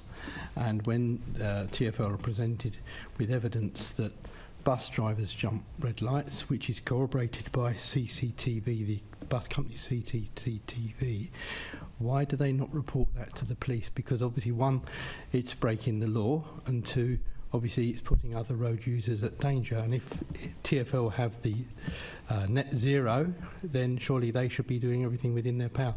So can you explain to me why TfL do not, and do you think they should be reporting it to the police? Yeah, I wasn't aware of that. Of course, I think that, anything that can be done should be done in order to make sure that the road's safe for everyone. So I wasn't aware of that issue.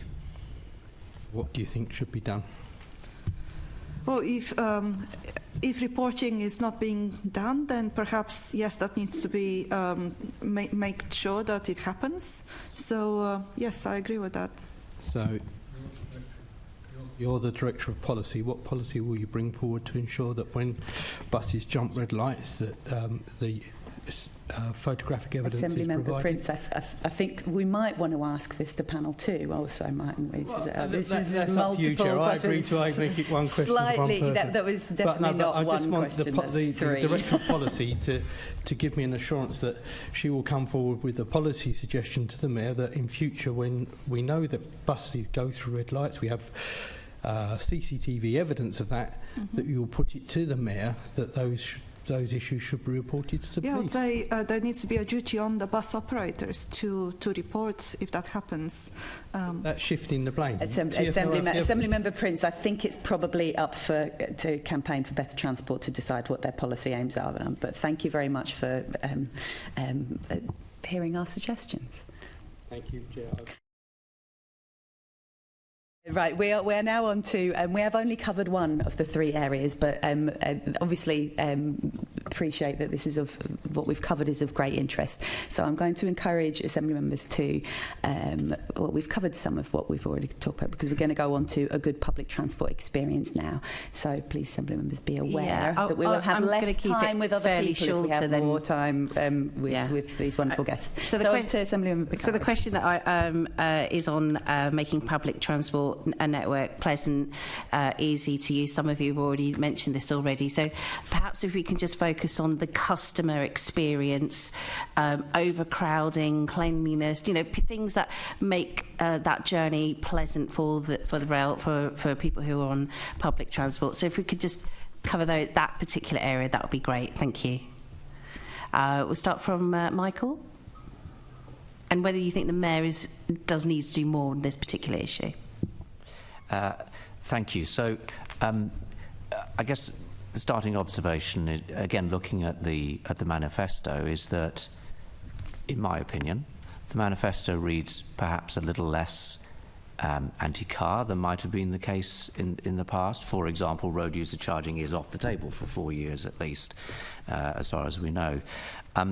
Therefore, if we are still wedded, as I think we are, to achieving that 80% modal share target, the strategic objective has got to be address the quality and address the cost of public transport as a fundamental building block of any strategy. In terms of quality, I don't think the kind of issues that matter to passengers and the public more generally will be of any great surprise to members of this committee. We've recently commissioned some work looking particularly at bus passengers. And surprise, surprise, the key things that matter to people are the speed and the reliability of the service that they experience, the onboard experience, so cleanliness is actually really important, but also the provision of information at the bus stop and on board when they're making their journey to ensure that they know how that journey is progressing, and surprise, surprise, cost. So going forward, policy needs to ensure that it addresses all of those things.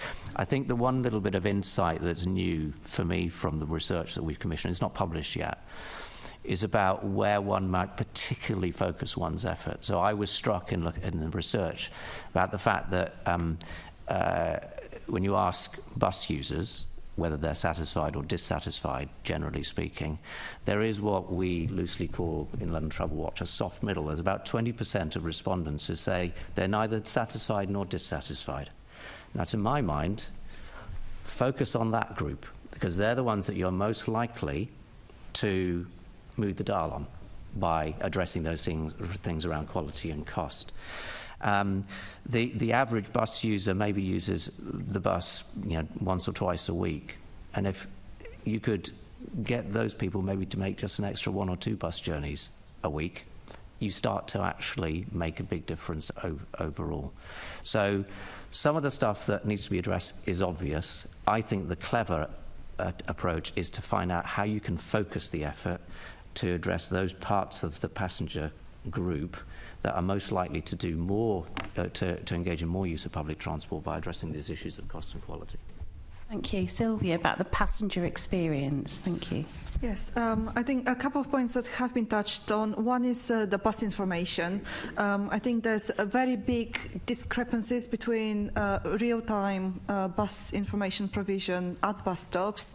There have been some information panels that have been removed or in the process of being replaced, but there's also discrepancy between the responsibility for provision of information and maintenance of bus stops between boroughs and TfL as well.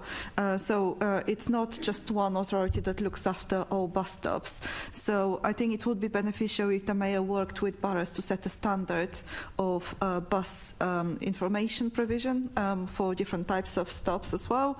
And that's something that the mayor can work with Department for Transport on, because there's also huge variations across the country, so a standard like that would benefit all parts of the country.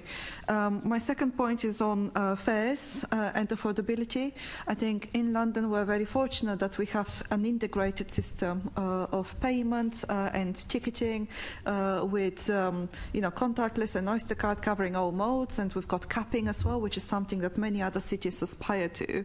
But while the bus fare freeze has applied to single pay-as-you-go journeys, it hasn't applied to the cap for more frequent travellers. So the costs have continued increasing for people who make several journeys in a day or in a week. So I think that's a disadvantage that needs to be examined. And the last point I will make is about the hopper fare. So many, and that has been very beneficial to enable people to change between buses while keeping costs affordable. But many journeys might involve, a tube journey plus a very short, bus journey at the end to supplement that journey. So could we be looking at making that sort of more integrated and not sort of charging people for an additional bus journey if that's part of a longer journey? Caroline, and you may also be mentioning fares, but my colleague is going to be talking a little bit more about that. Could I talk to you specifically about the experience, the customer service? I know that Inclusion London and other groups have been asking for that to be improved, particularly for disabled and also for older Londoners, that particular area. And also lifts, and that's been a massive issue for this particular community, and how that information is communicated. Thank you. Absolutely, yes, and I think it's laudable to be focusing on how we can make public transport more pleasant to use, but for a lot of our community, we'd like to just be able to get on it first. And I want to just echo the words of Dame Tanya Gray-Thompson that always echo in my head, that we just want the same rubbish experience as everyone else. So let's make sure we can have that as disabled people, and then also have it more pleasant. I think both can happen. So in terms of the disabled London's experience of transport, when we did our research last year, we found that the area of a journey that creates the most barriers is interchange. I think that's really interesting because that's where lifts can come into play, it's where staff interactions can come into play. And we've heard examples of our members at Transport for All who have perhaps disembarked a bus and are going onto the train and have been taken up to the station sort of entry point and been told by staff in the bus station, I can't take you any further. So we really need staff to see that they're assisting the passengers on a journey, they're not assisting bus passengers or train passengers. So anything we can do to integrate that passenger assistance. And it does come back to both provision of staff, so making sure we have safe, accessible staffing levels, and also that training for staff who see accessibility as really core to their job. I was only on a train yesterday actually overhearing a member of staff being rather displeased that a wheelchair user colleague had been boarded on the wrong carriage, and how that's the wheelchair user's fault, I do not understand. That's the fault of whoever boarded them.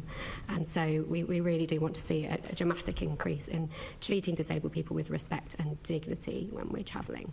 So yeah, it's not just about getting on the transport, it's being treated as a human being when you're on the transport as well. Coming back to your point on lifts, just briefly, again, from our community, we hear really regularly that the TfL Go app doesn't have accurate, up-to-date information on lift outages. And I'm sure you can imagine how unsafe, how scary, how delaying it can be to get to an interchange station and realise that the lift is out. And actually, we see people in our community relying much more on other disabled people on Twitter, or services that have been built by disabled people to get access to that information.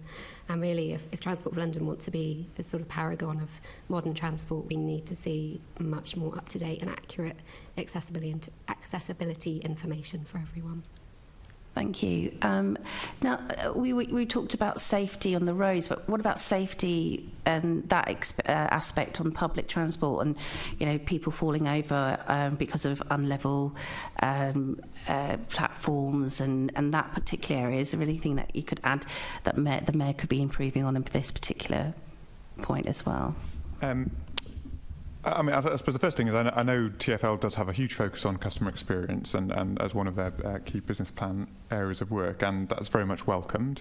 As a council leader, the complaints I receive about transport are rarely about the quality, and there's always more that can be done. They are about overcrowding and reliability, broadly speaking, and areas that have a lack of access, and in access, including disabled access and step-free. I mean, they're the issues that come up, I think, for Londoners, and so I think really focusing on those areas feels fundamentally important. On reliability, there's been some brilliant work between TfL and some London boroughs about looking at how we can better get control over roadworks by utility companies and others in particular bits of our city, and therefore speed up bus times and make them more reliable. I think that's a really great piece of work that we should be rolling out across the city, and seeing that really as an absolute hand-in-hand partnership between TfL and boroughs across our roads, because we know that's one of the biggest causes of delays in bus services, and delays are the things that make people not want to wait at the bus stop if they think the bus is not going to turn up. They're also, I suspect, one of the things that leads to accidents on buses when the driver is then behind and trying to get back to their garage on time, etc. So, you know, it's you have to think about those things in the round. So that real focus on the nitty-gritty of how do you speed up a bus route by making sure you're not having it dug up, really important. On the rail services, of course, you've got huge variation. I got the Queen Elizabeth line earlier. You know, amazing experience, customer experience. If you get the Bakerloo line, you're on a heritage railway, one of the oldest in Western Europe, great for film sets, but not at all reliable for anyone. And so the big investment in those services is really important. And of course, we know we can, for example, the Bakerloo line, if we get that up to full capacity, a modernised railway system, you can take some of the pressure off some of the other lines, which you have overcrowding other places because people will spread their journeys. So that real focus on the infrastructure that needs upgrading, the renewal of the bus fleet, another huge opportunity to make sure that the customer experience is improved, and journey times, I think, are the thing that needs to be worked together. Thank you. I mean, TfL have said without further investment, crowding is going to increase, and it is going to be a massive issue. And add to that the problems with that passenger experience. Just my last point: there is a commitment to have meaningful consultation with disabled people organisation and disabled peoples at the transport policy forming point. Caroline, is that happening? I think it can always be better. So there's certainly it's really important to have pan-impairment engagement with disabled people and disabled people's organisations before any decisions are made, at the earliest possible stage. And that speaks to the points I made earlier, for example, around making sure that cycle parking is designed for adapted cycles and things like that. So whenever a new service is being designed or new infrastructure is being put in, we really do want to see meaningful consultation with a really diverse group of the disabled community. It's great that there is IDAG, the Independent Disability Advisory Group within Transport for London, but we do think that a greater engagement across the community will be more beneficial. When it comes to specific schemes, there absolutely needs to be greater and more accessible community engagement and consultation. So, for example, we need to see the end to consultation documents just being published online or in a PDF format. We need to see an end to engagement events being held in venues that don't have step-free access, and so on. And better and more inclusive engagement is going to be the way to build in accessibility from day one, and to really take people with the mayor or with boroughs if they're making these changes. There is also consultation fatigue, though. We've had a lot of consultations where disabled people have been asked to kind of come and share really difficult experiences of unsafe transport or traumatic experiences, and nothing has changed as a result. So frankly, we do need a culture shift towards simply sort of asking people their experiences as a tick box exercise to a real consultation, co-production, co-design approach where our lived experience is valued as much as other people's learned experiences. Michael, we had something on capacity and overcrowding, if that's okay. I very much echo the need for continued investment in the transport network. So we've heard recently about new trains being brought to the Elizabeth line, which has had huge success of getting more people to use public transport. But even with the additional trains, the operators will need to prioritize either end of the line as opposed to boosting capacity across the whole line. So that just demonstrates how much significant investment is needed. Another case in point is HS2, and when that goes into Euston or Oldham Common, and how that would need to be sort of handled and coordinated with national government and other rail operators, and things like High Speed 1. So international rail has huge potential for modal shift internationally as well as within the country, but there's simply no capacity at Euston, the current terminal. So could we be looking at Stratford and fully connecting and boosting that capacity across all lines in and out of London as well? No, please. Just a couple. Thank you, Chair. Just a couple of supplementaries on reliability and overcrowding. The reliability of the public transport network has been compromised by the funding constraints that Transport for London has faced, and they have been very upfront about that. So in recent years, they have invested less than what they regard as a steady-state level of investment, and they have been involved in an exercise of quote-unquote managed decline. The good news is that the improved financial sustainability of Transport for London recently means that in their current business plan, they are increasing the level of investment in renewals, in asset renewals, to something in the region of £900 million a year. Unfortunately, that's still not hitting the level of steady-state investment annually, which is £1 billion. So they're not hitting it now, and obviously there's a backlog given the past underinvestment. So I think a big question is, how is that going to be resolved? And it brings us right back to the need to resolve the kind of longer-term certainty of funding. On overcrowding, specifically with regard to rail overcrowding, that of course is one of the 12 measures in the mayoral transport strategy, and the eagle-eyed amongst you will have spotted that that is one of the ones that is actually on track. The reason being, of course, that the pandemic did for rail travel in London, it basically got rid of overcrowding in the way that we would have known it historically. Now, more recently, there's been an uptick, but it's still below trajectory. It's better than planned. So it's one of those areas where, in fact, in the current business plan, Transport for London has been very explicit. They are deprioritising investment to increase rail capacity because they're on track. The challenge is that if we look forward 2030 onwards, they anticipate demand to increase. And it brings you right back to the need to invest in some of those big projects which at the moment are unfunded. Bakerloo line, signalling and trains, signalling upgrade on the Piccadilly line, West London Orbital, DLR extension, so on and so forth. We need those projects, and therefore we need to address the long-term funding challenge if we're going to deal with overcrowding in the medium to longer term.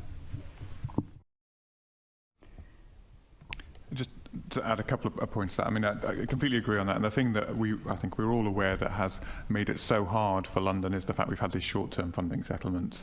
And that's everything from those big infrastructure projects like the Bakerloo line extension or the DLR, but also through to the cycle infrastructure projects where we've had settlements that have been so short that you can't even have the certainty to commission and roll out a relatively modest transport scheme because of the timing and the funding packages available. So having long-term certainty, a proper 3-year funding settlement with government and a 10-year long-term plan is fundamental and is the norm for any city of our scale around the world and the rest of the world. So getting to that is fundamentally important.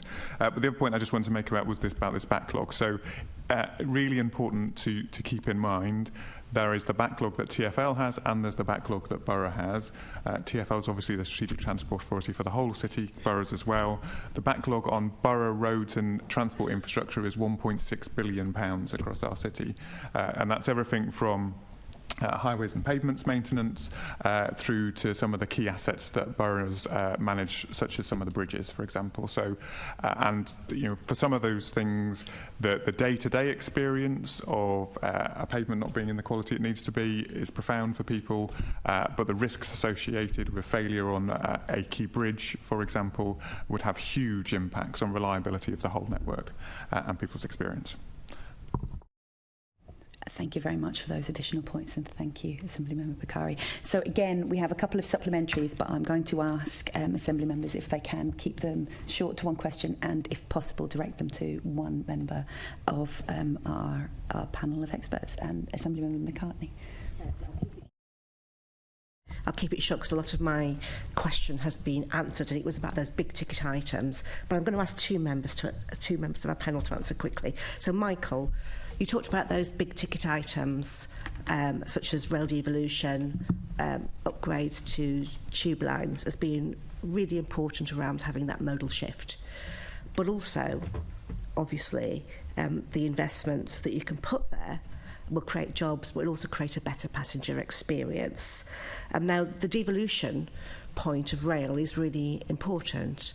And I was interested in what you just said about TfL deprioritising crowding, because I'll give you my example. My local line, the Great Northern Line, which I would hope would have been devolved to TfL some years ago, and they wanted that. Since the pandemic, the trains have been halved off-peak. We used to have 4 trains an hour, we've now got 2. So people don't use them as much. So I'm not surprised that crowding has gone down on them, because they're not as reliable as they used to be. Do you have any evidence on that the state of our local suburban rail is the reason why people have taken alternatives, and that might be why the crowding has reduced? The short answer is we haven't got evidence to support that. I think there are a lot of things going on. I'm sure there are, yeah. And much will be, not surprisingly, related to the change in travel patterns that are associated with the pandemic, and from which there has been recovery. But as I think this committee has observed in previous discussions, rail has been one of the slowest to recover compared with other modes, particularly bus transport, where I think it's now back up to about 90% of pre-pandemic levels, bus demand.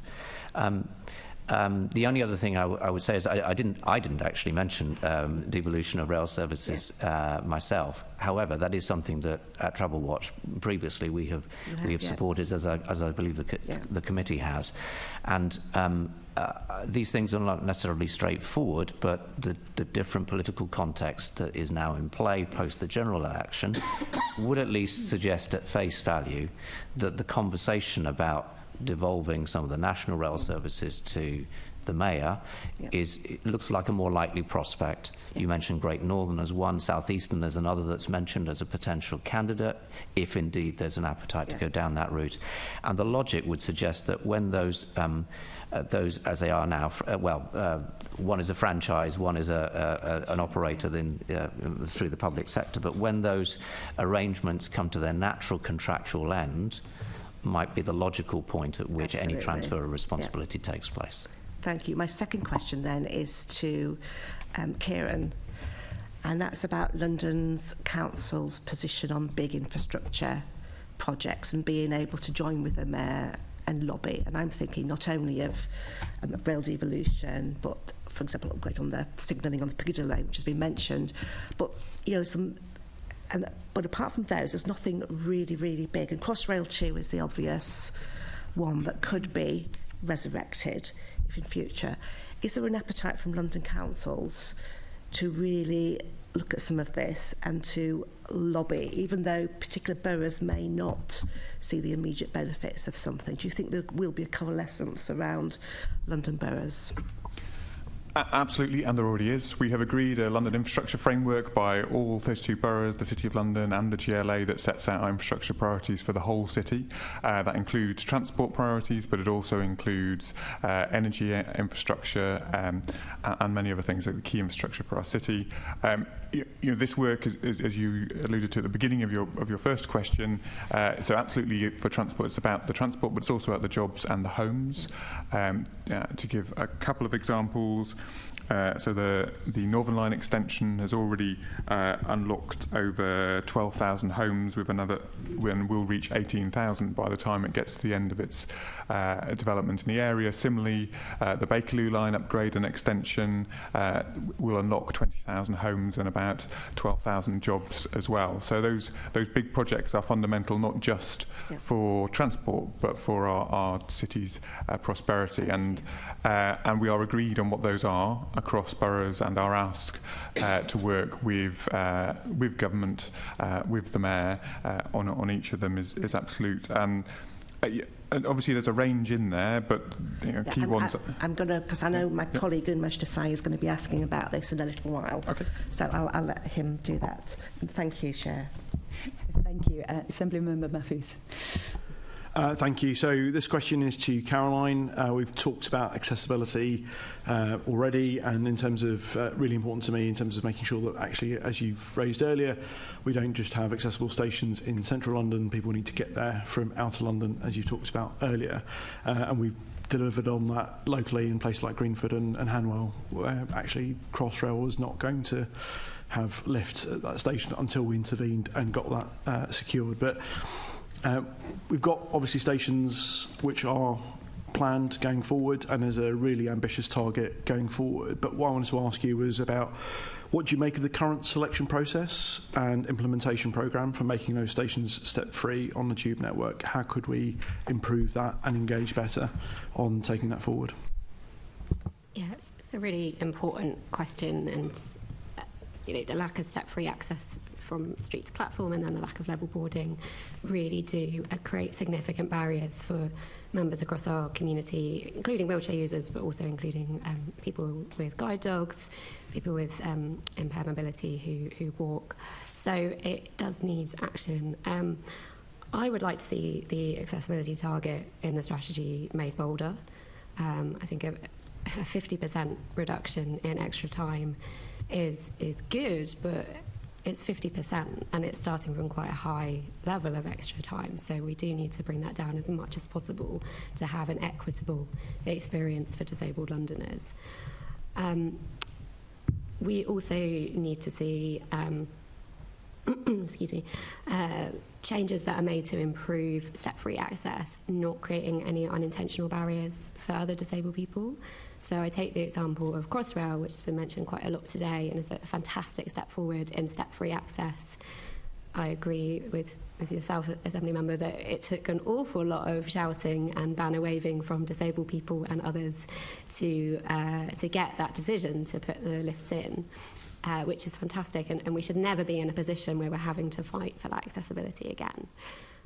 But just in terms of the Crossrail stations and the routes for step-free access, they are really complex. I don't know if you've seen the lift maps at some of the Crossrail stations, but you do need a bit of a PhD to be able to understand which lift's going where, which one you need to change to. And what that creates is, firstly, a very complex environment for people with learning disabilities. It creates a real uncertainty. It just needs one of those lifts to be down and then the whole infrastructure really has fallen over. And it often creates a really long walking route for people like myself who have an energy impairment, so perhaps couldn't take the stairs but also struggle to walk those long distances between the lifts. So all of that's to say, step-free access is fantastic and I would never ever want us to go backwards, but I'd always encourage it to be seen as yes, it's lifts, yes, it's level boarding, but it's also making sure that step-free access works for everyone who might need it, and that includes Londoners who are here on, travelling with luggage, it includes parents, as we've heard already. So I would, like to see that target being bolder, and we'd really like to see that delivery sped up. In terms of the rationale and the priority, which is the other part of your question, it's certainly difficult, and we do understand that there's a limited budget. I think in terms of the budget, I'd just point out that closing that accessibility gap that I mentioned at the beginning will return £72.4 billion to the UK economy every year. So this isn't about we're spending money for the sake of it. I hate to make the economic argument. This is a legal right, this is a moral right, but if we must, it's also the right thing to do economically. And in terms of prioritising, again, made the point already, but you need 2 stations to make a journey. So every time we put one more accessible station in, we need another one somewhere else that we can travel to. So we've got to up the pace on this. Thanks very much. And now we've just got a couple of more areas of questioning for this panel. Thank you for bearing with us. And over to Assemblymember Toro. Thank you. Thinking of the Mayor's fares and ticketing review, what's the big thing that you're hoping to come out of that review? And do you think that the current fare levels enable access to the network for all Londoners?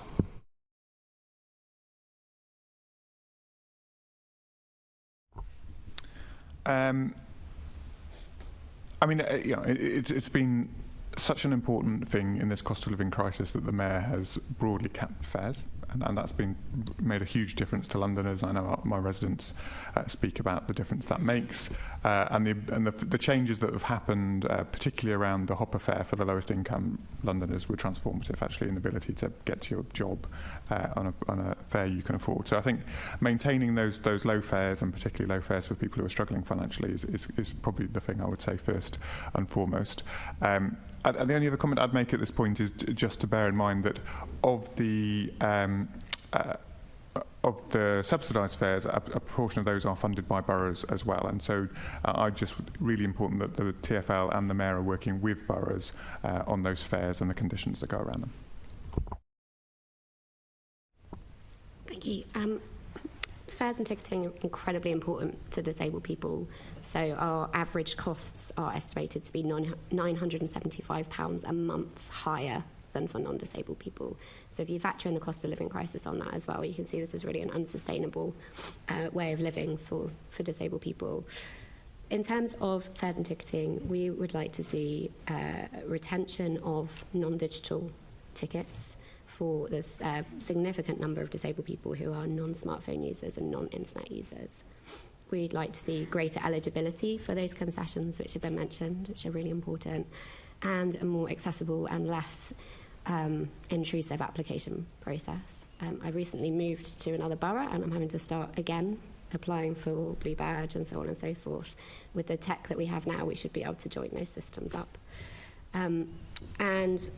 I've said it again, gonna say it again, we would really like to drop that 9:30 cap for using the Freedom Pass on rail. It's an unnecessary barrier and it increases the complexity of an already complex concessionary system. I've made a couple of points already on fares and ticketing, but first one is on looking at managing affordability for the fare cap. The second one is transferring between modes and looking at the hopper fare option for that. But I think very importantly, we need to be also looking at national rail fares affordability as well. So while fares in London have been sort of managed to an extent, rail fares nationally have increased higher than cost of driving, for example. So that has really discouraged some people from returning back to using rail as much as they would have wanted, partly because season tickets, full-time season tickets no longer make sense for many people, and the use of full-time season tickets has really reduced, whereas part-time season tickets haven't really addressed the affordability and suitability for many people. I can't underscore too much the importance of rail fares reform nationally within the context of rail reform and the provision of that. Another thing to look at is the introduction of contactless payments across more networks around London. That has been delayed, but also there are issues with sort of what it doesn't deliver. So, for example, you cannot use a rail card with contactless payment. So it doesn't really provide an answer to everyone. So there's much bigger reforms that need to be considered, and we've had some very detailed recommendations on what that needs to happen. I can forward the report on this. So the mayoral manifesto has got lots of great sentiment and intent around this, which we support. But from our perspective, it feels like we need a rather bolder strategic approach to public transport fares, particularly, as I said, that some of the potentially more stringent ideas that were being considered around motoring are off the table. So what we would like to see is a goal set for this mayoral term, which aims to improve the cost of public transport relative to the cost of motoring and relative to projections of what might happen to household income. That should be the strategic goal, to be achieved over 4 years, and it should be budgeted for accordingly. Within which all of these great specific little ideas, I don't mean to demean them, they're individual, but collectively they need to amount to something significant. And I think if you set a goal of the sort that I mentioned, the aim is to try and start moving the dial through a combination of all of these things. But you need to have that goal, and you need to budget for it accordingly. And that, at the moment, is absent from anything that I've seen. The second particularly big thing that we would like to see is a focus on what you can do with public transport fares in Outer London, given how significant we have said Outer London is to the end objectives.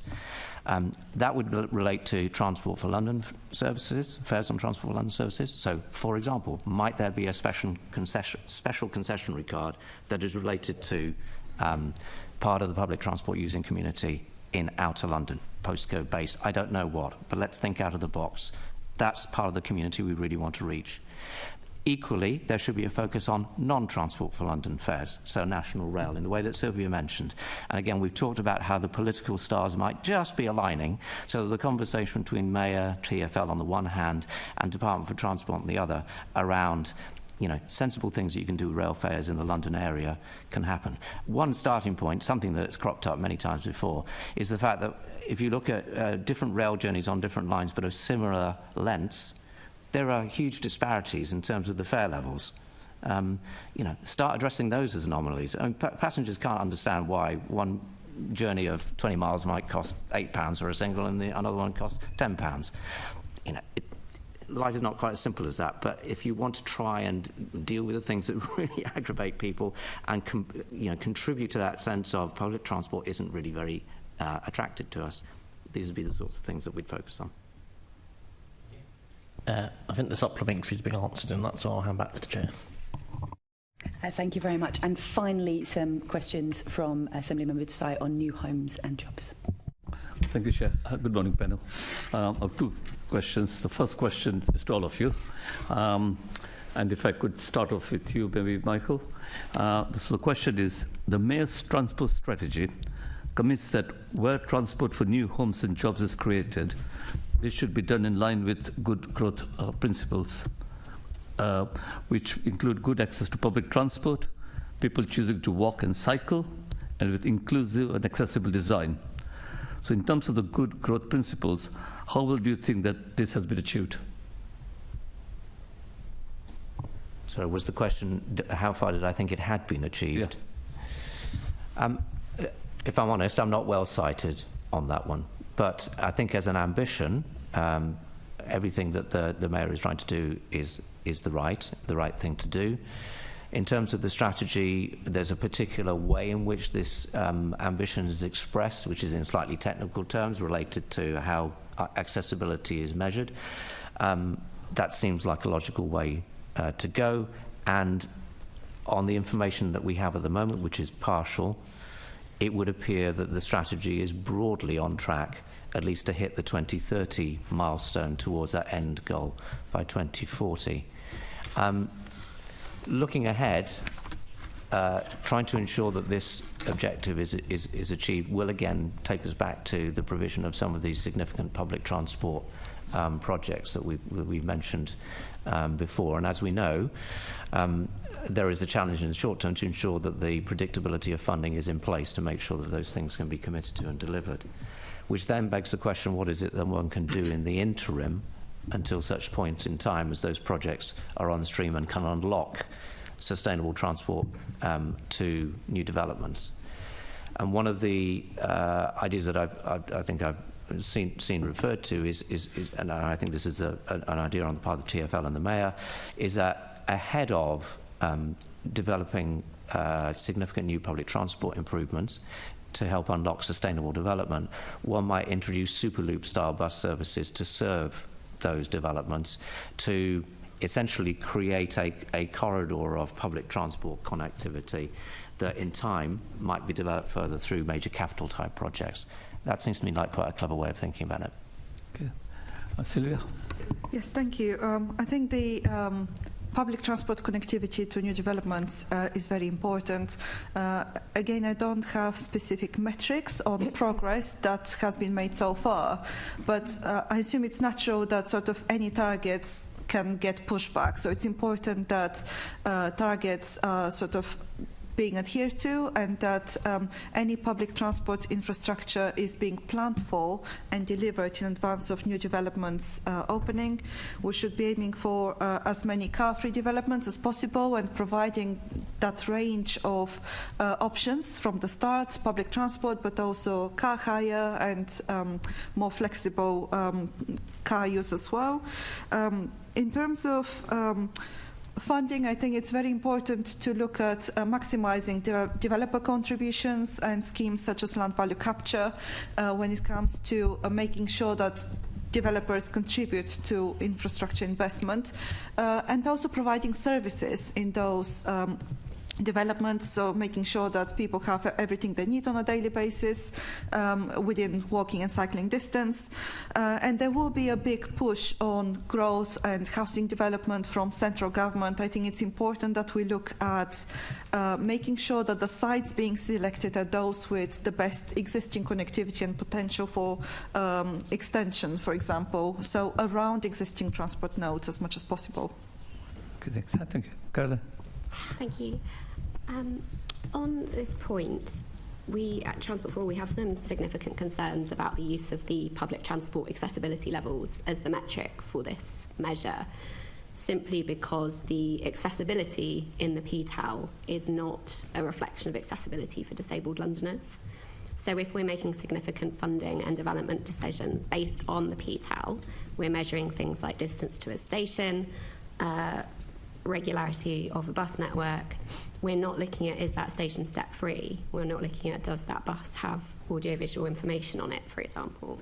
So we'd really like to see a revision of the PTAL to actually truly reflect the experiences of disabled Londoners. And we actually have some research coming out on just that topic in due course, which we will share with committee. But yes, my key point is I think until we have measures that reflect the reality of disabled Londoners' experiences, we risk making housing investment and development decisions that will perpetuate barriers and inequalities rather than bridge them. I'd also just like to make a call for more accessible housing for Londoners. I think if we're talking about transport and housing development, we need to remember the paucity of accessible housing for disabled Londoners, and anything that the committee can do to bring progress on that would be welcome. And then finally, on any development, of course it's important for the climate crisis that we're encouraging modal shift and reducing car use in developments, but please can we remember the importance of accessible parking provision, so blue badge spaces, accessible electric vehicle charging points when we're doing these new developments, because, as I said earlier, not all of us have that choice. Thank you. Akira?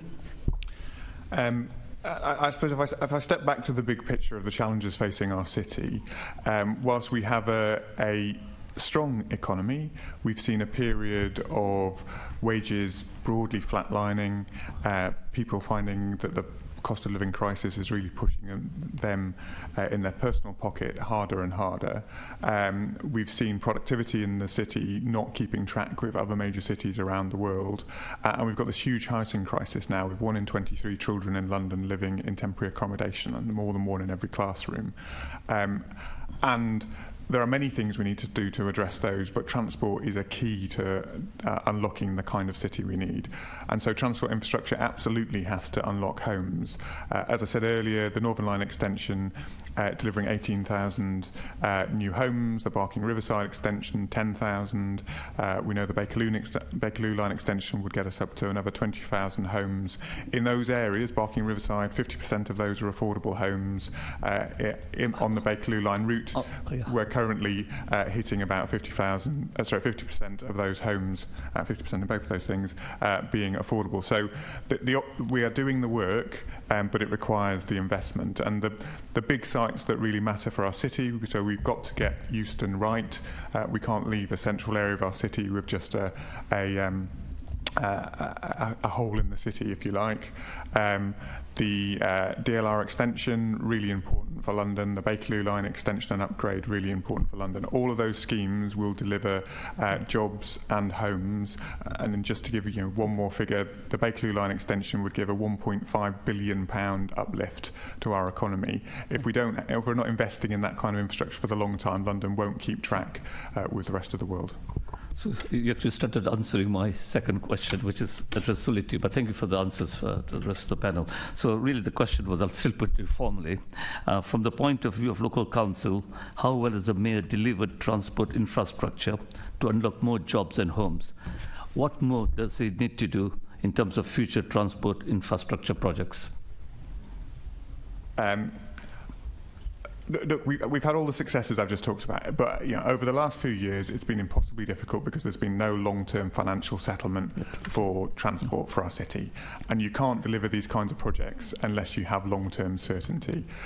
Again, to give you the example, the Bakerloo line extension will take, from the point that it's agreed formally, about 15 years to deliver. That's the kind of timeline we need to be talking about and planning on, and that's the kind of timeline all major cities, apart from London, around the world operate on.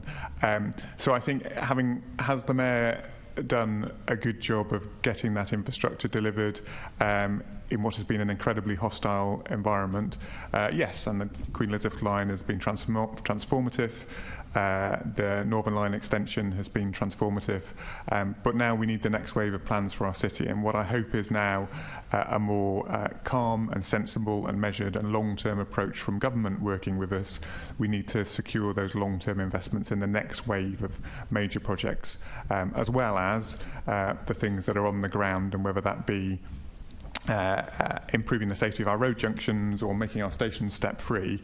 You've got to have both tracks, but it needs a long-term investment plan, and that's the key thing that we need to secure with the new government collectively as a city, boroughs and the mayor together. Thank you.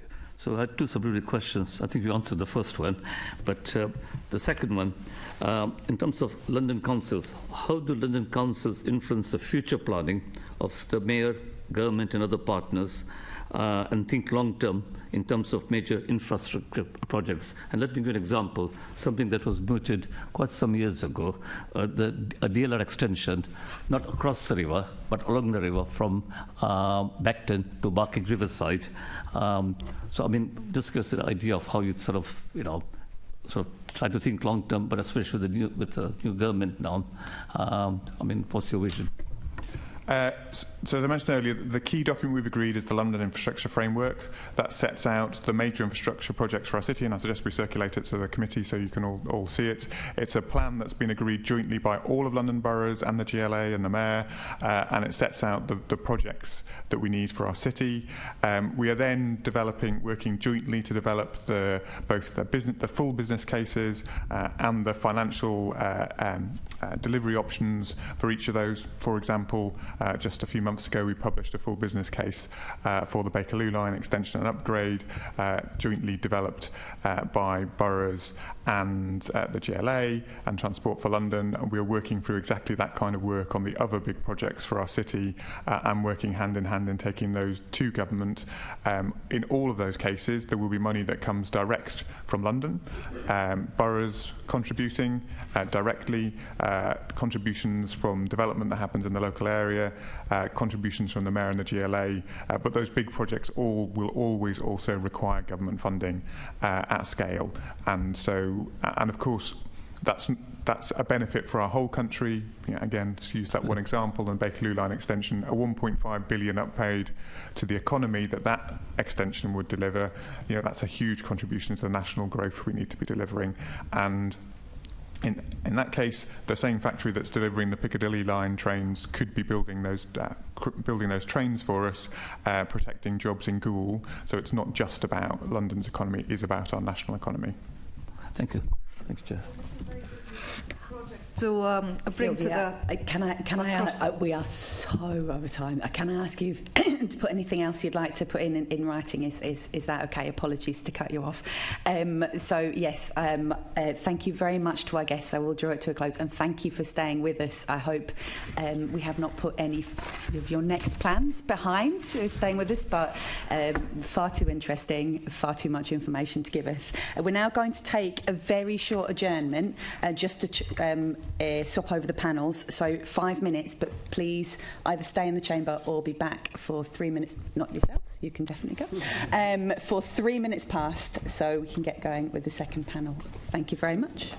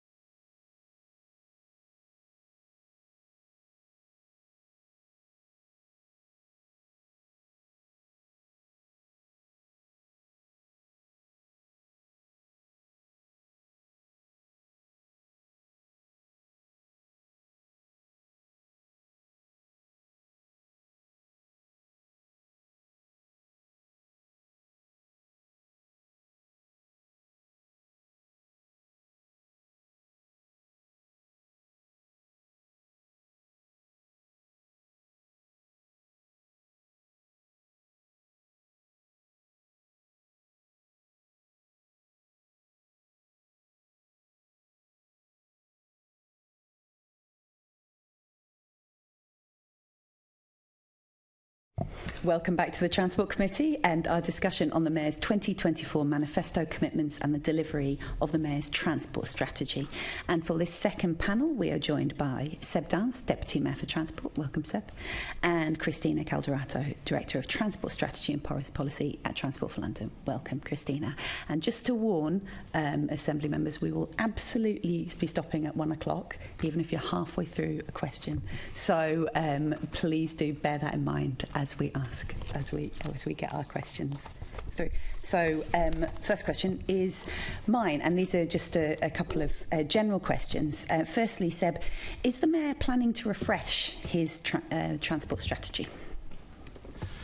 Thanks, Ellie, and thank you for the introduction.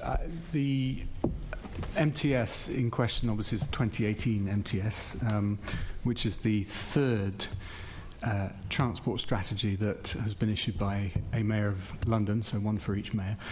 The strategy is a 25-year document, and within it, obviously, it contains goals and objectives, principal among which is the 80% target for public and active travel by 2041.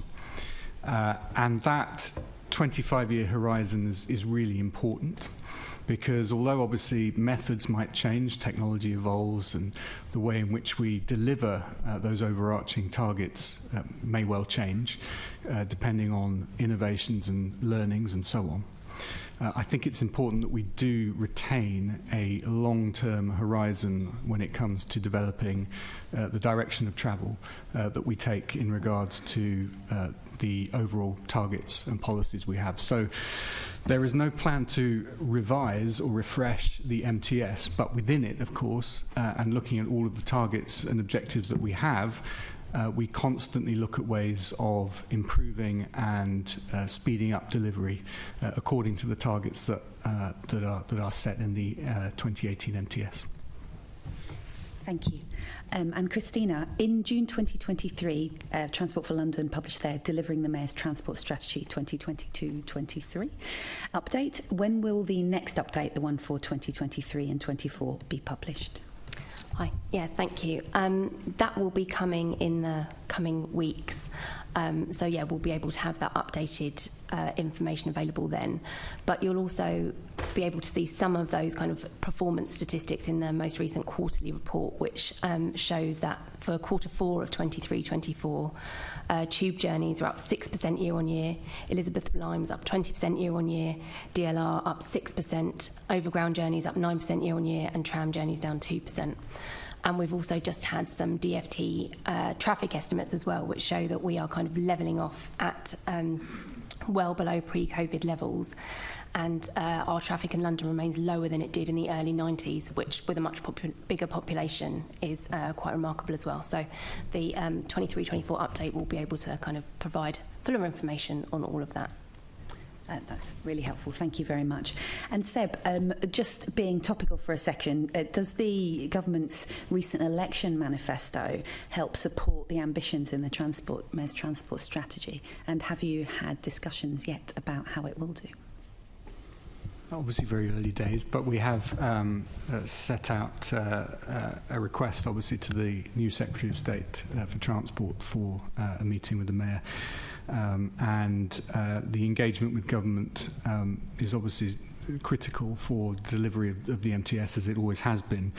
And we very much welcome the opportunity to set out the case for a long-term funding deal. This is obviously something that has been supported by members across the political spectrum as well, and we greatly appreciate your support and encouragement on this.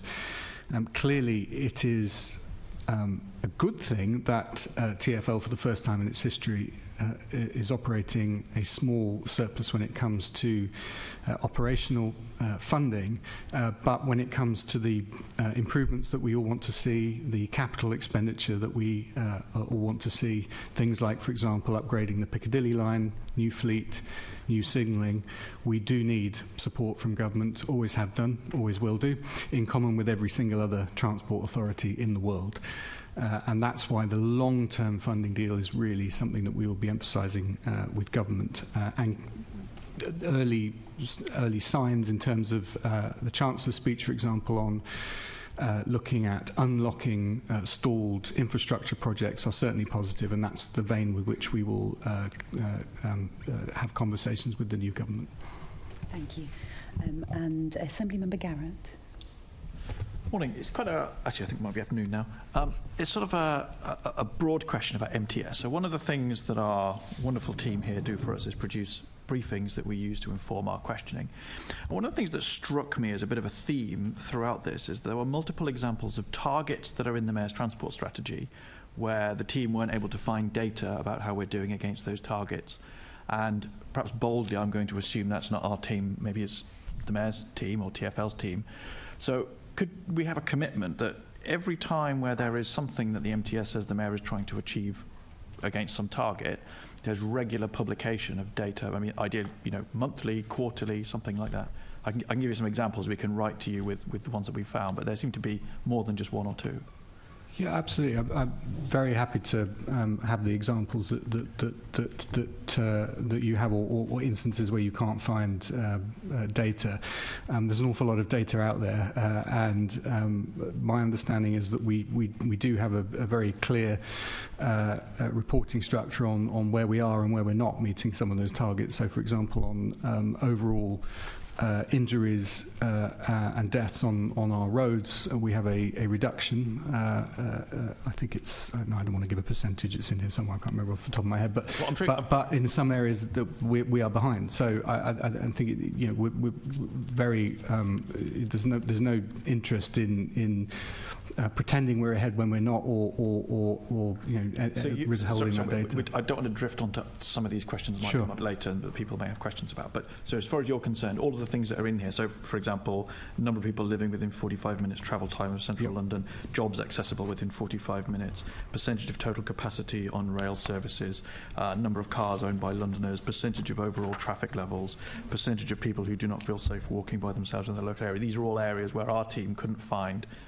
reported data, but the MTS does have a target. Yep. So you're clear that there should be data somewhere on all of those. There is. And you can send that to us. There is. I recognise pretty much all of what you said in terms of statistics that we have, so that data is available. And please do write to me. Perfect. And we will do that. I'm just very conscious of time, so not being rude, but I'm going to cut you off there and say thank you very much for your commitment and pass back to the Chair. Thank you very much, and we will follow up on that. Assembly Member McCartney.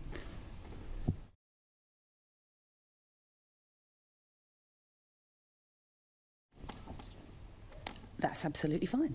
Assemblymember Russell. Thank you very much. Seb, you told the Confirmation Hearings Committee on the 29th of May that the central aim of the transport strategy for 80% of all trips in London to be made on foot, by bicycle or using public transport by 2041 is the target that drives every decision that you make. Now, we've heard a lot this morning about the challenges for meeting that target, particularly because one of the easiest tools in the box, which is a smart fare road user charging system, has been ruled out for this next 4 years. And we heard about needing to, the only other kind of lever available was improving the cost of public transport relative to the cost of motoring. And so my question is, what commitments in the Mayor's manifesto are going to help you to ensure that you meet that 80% target? Yes, thank you. I think there are many different ways in which you can encourage people to use both public and active travel that are not dependent on some of the policies you mentioned. For example, you can look at the provision of higher quality public transport systems in outer London, increasing the connectivity in places where currently the mode share is below significantly below the 80% target. We have to recognise that in some parts of London it's already above 80%, and that's great, but we need to do more in outer London. So there is more that you can do to deliver on things like bus priority, speeding up bus times, which we know has a direct relationship with the numbers of people on the buses, but also the revenue that TfL gets from bus travel. Delivering new rolling stock for the DLR, for example, which is coming soon. That is all part of improving the passenger experience, and ensuring that we work crucially with the boroughs, of course, because when it comes to delivery, and we all know the statistic, 95% of all streets are controlled directly by the boroughs. It's important that we have a good working relationship with them to ensure that we increase the provision of segregated bike lanes, for example. In terms of the manifesto, there's a number of different areas that deliver on the 80% target. So, for example, in terms of accessibility, we are delivering more step-free access to the network, which is crucial in increasing the availability of the network for Londoners who currently are excluded. We're also developing plans to reduce the barriers for neurodiverse passengers, which is an area that has hitherto received less attention than the physical changes to the network. Providing money for facilities on the estate, such as £3 million from City Hall for toilet provision, which again is another important part of accessibility. Working with our digital teams and other third-party mapping providers to ensure that we signpost facilities. Continue to work with partners to implement age-friendly solutions as well to the network where people are currently excluded. Looking to work on increasing CCTV coverage within the network to bolster people's confidence in using it. Working with the Met and the British Transport Police to improve the safety for women and girls on the network and to enforce the Women's Night Safety Charter. Working also to ensure that any crime on the network is swiftly and effectively dealt with. Again, working to increase the CCTV provision and the sharing of information between TfL staff and police.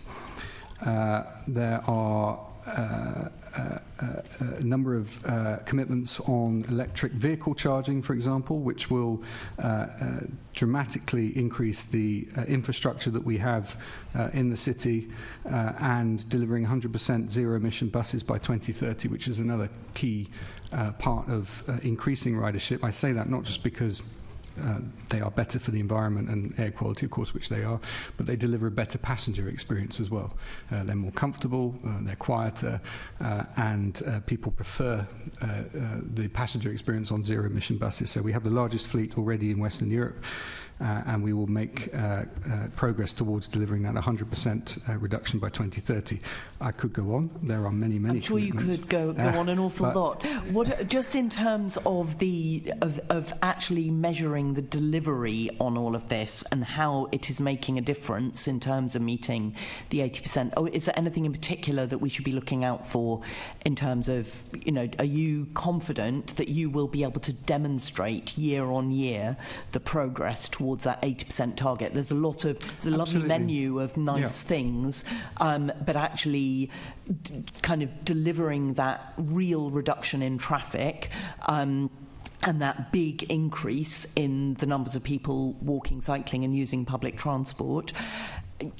Are we going to see something concrete? Yes, I mean, so in terms of where we're at, so we can already measure and are measuring and are quite clear on where we need to get to in terms of the 80% target. So I mentioned some areas of the city already are way ahead, and my famous example is the City of London at 98%, perhaps slightly unfair given it's a square mile, but the latest figure we have for London as a whole is 61.5%, and our target for 2030 is 69.3%. So closing that gap between then and now is obviously the overarching priority that we have.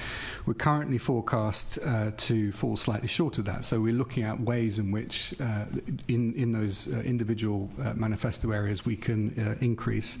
And that's where things like the Superloop 2 are very important, because I said at the time when we introduced the Superloop that it would be a catalyst for further expansion of the network in Outer London, particularly because it would demonstrate a need that was hitherto unmet in terms of town centre to town centre travel.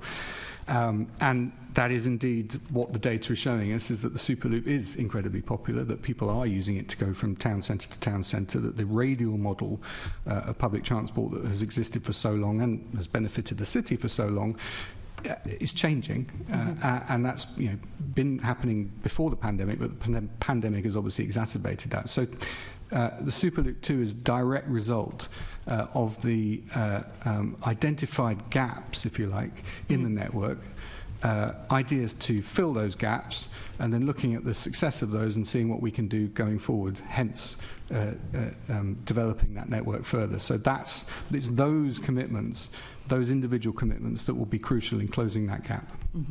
And are you concerned that, for instance, something like the Silvertown Road Tunnel, which you've just announced the tolling programme, that's actually going because that's obviously creating more traffic capacity, which you're having to control through tolling, which is also obviously going to pay for the construction, but it's also going to be tolling Blackwall. Are you concerned that that's actually going to undermine your efforts in terms of getting to 80% of journeys, because it's actually creating more traffic capacity and more likelihood of people using vehicles? It's creating additional capacity, you're absolutely right, but it's not creating additional traffic. If we get the tolling right, which obviously is part of the consultation that was launched today, which will run until I think the 3rd of September, and the obvious traffic patterns that will be looked at as a result of monitoring once the tunnel's open. But am I concerned that it will detract from the 80%? No, not at all. At the moment, there's one bus route that you can use to cross the river. That bus is often stuck in traffic. It's stuck in traffic because the Blackwall Tunnel is vastly overused for the road capacity for vehicle crossings in that part of London. Is there a way of cycling across the river at the moment? No. Will there be with the Silvertown Tunnel? Yes, because there'll be a bus for cyclists that will be free, certainly for the first year, and obviously we look to see the results of how well that is used. That will run every 10 minutes, so there's 6 an hour. There will be provision for additional crossings as well for free on the DLR.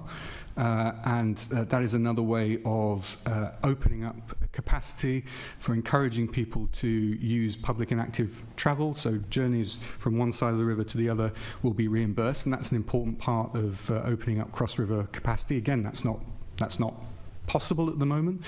So I think all of these measures taken together will mean that the Silvertown Tunnel, which incidentally will introduce a number of additional bus services, zero-emission bus services through that part of London, I think we will be vastly increasing the opportunities to use public and active travel because of this tunnel. I know it's often portrayed as a road tunnel, but it's much more than that. It is additional capacity for the existing vehicles that need to cross at that point, and we will always need vehicles, many of which of course are delivering for small and medium-sized businesses on both sides of the river.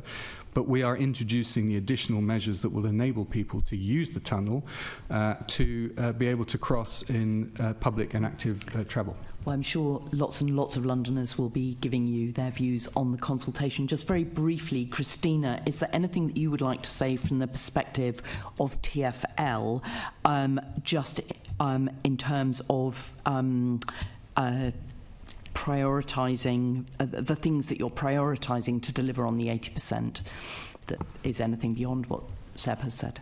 Yeah, so I'll just build on what Seb has said in the interest of time. But I think the other thing that's probably helpful to bring in is that all the outcomes in the MTS are complementary. So anything that we're doing to help achieve one of them does help you achieve the others. So I think when you look at things like we need to work very closely with our partners, so working with boroughs, working with people like the stakeholders you've been speaking to this morning, looking across that whole kind of suite of measures that we can take to improve conditions across the board. So that means looking at how the street environment and the wider network are planned to promote healthier, more efficient, more sustainable trips. I think things like particularly broadening the appeal of cycling. So I think, we have seen that we've driven growth in lots of these kind of different sustainable modes, but actually how can we broaden that appeal and make sure that we're providing the opportunity for everyone to make those switches where they can. So I think it's that kind of broad brush looking at improving public transport services, which gets more people using them, which means that more people will be walking and cycling as part of those journeys, making sure more people feel safe to walk and cycle, which means that they'll probably also then go on to use public transport. All of those kind of policy measures, if you like, work together to help across the board, which is how we move the dial towards that 80%. It's no one single thing. Thank you. Thank you, Chair. Thank you. Assemblymember McCartney, did you want to come in here? Yes, I did. Thank you. Thank you. My question is to the Deputy Mayor to start with, and that is about the devolution of the rail services, because obviously one way to move people out of their vehicles is to make sure that rail services in the capital are reliable and that they are frequent. And I've raised before, for example, my local line, Great Northern, which particularly off-peak, now has 2 trains an hour rather than the 4 trains an hour it had before. And I know many people have moved back into their cars because of that. Now, the Mayor met the new Prime Minister this week, and according to the BBC, the Mayor has stated that one of the things that was confirmed from the meeting this morning is that once those franchises end and are brought into the DfT control, they'll be talking to mayors like me about which of those railways we can take over. So my question really is that still your ambition, and do you have your eye on any to start the process rolling? And also, what would you need from government to make that happen? Yeah, it's thanks, Assembly Member McCartney, because this is, I think you give a good example of where decisions that were made for arguably the right reasons, i.e. cutting cost at a time when patronage was virtually zero because of lockdowns and the necessary action that people took. Understandable decisions perhaps, but TfL took a different decision with regards to its services, not to reduce them during that period, for the simple reason that it's much, much harder to get them back up and running when demand returns, as has been proven. And I think it is a real shame that there are so many train operating companies that were forced, frankly, to make that decision. Yes, it is the intention that suburban rail services be brought under the auspices of TfL where possible. And obviously there are many different models of management and ownership and franchising and so on that could equally apply to the new government's plans for the rail network as a whole. So there is a comprehensive discussion now that we must have with government on understanding better their proposals for the rail network as a whole, how that then interplays with the desire that we have to take control of more of London's rail services. We do so not from an ideological point of view, but from one that recognises that TfL is very good at delivering these services, and that the integration of those services into the TfL system would benefit passengers greatly. And that's the approach we take. And certainly in the discussions that the Mayor had with his fellow Metro mayors at Downing Street and with the Prime Minister and the Deputy Prime Minister earlier in the week, there is a lot of recognition of the the good way in which TfL runs these services. So I think we will. I'm looking forward to these discussions because I think there's so many different ideas out there on how this will work, and certainly we have a tried and tested, if you like, approach to running the railway, and you can see that on the Overground, but also on the Elizabeth line as well. So I look forward to those discussions. I'm excited to see where they lead, and I think that we have to remember that rail and transport in general is devolved to London in the way that it isn't for other metro mayors. But I think there's so much synergy, frankly, between what we want to do here and what other mayors want to do in the rest of the country, and so it's a good basis for that discussion that we're all starting from a roughly similar position. And I'm assuming because the new rail minister is an ex chief executive TfL commissioner who understands those issues, hopefully those discussions will be informed and will bear fruit. But can I ask, you mentioned earlier the Piccadilly line signalling, for example. I'm assuming you've got a list of projects that you want to take with government. Could you just perhaps very briefly tell us what is at the top of your list? Yes, we do have a list. And of course, in developing the ask to government, we need to look at what is most urgent, obviously, but also we want to make the case for that five-year deal, really, for a long-term funding deal, the same deal that the previous government arrived at for other transport areas. We want to have that funding window. There are a number of capital projects that are urgent. The major road network, for example, we have assets that require funding for projects that are necessary to maintain the capacity of the road network as is. We have the DLR extension to Thamesmead, which is a big priority, and we were talking earlier about cross-river options. This would be another public transport way of crossing the river in an area of London that is currently underserved by river crossing. So that is a key priority. Obviously, also it unlocks housing in that area, which is another of the mayor's priorities. So all of these things often work in tandem. Piccadilly line is a key consideration, as of course is the development of the HS2 site at Euston as well, where we really don't want a situation where residents who have for so long put up with a huge amount of disruption in the expectation that there would be something at the end of it. We want to make sure there is something at the end of it. So it's a long list, but it's a very important one. And in terms of the principle at stake here, it's about demonstrating that when you invest in the public transport system, you get so much more out in terms of other policy areas, like I mentioned, like housing, but more generally in terms of economic growth. We know that the new government is committed to achieving growth, and we believe that money invested in London's public transport system is a very good way of ensuring we get that growth. Yeah, and not just in London, of course. Not just in London, absolutely not. All over the country. The key point here, of course, is that when you invest in London, you generate more tax take for generating that public investment for the rest of the country. Thank you. Thank you, Chair. Thank you. And Assembly Member Mahfouz. Thank you. Good afternoon. So we talked a lot about making our streets safer.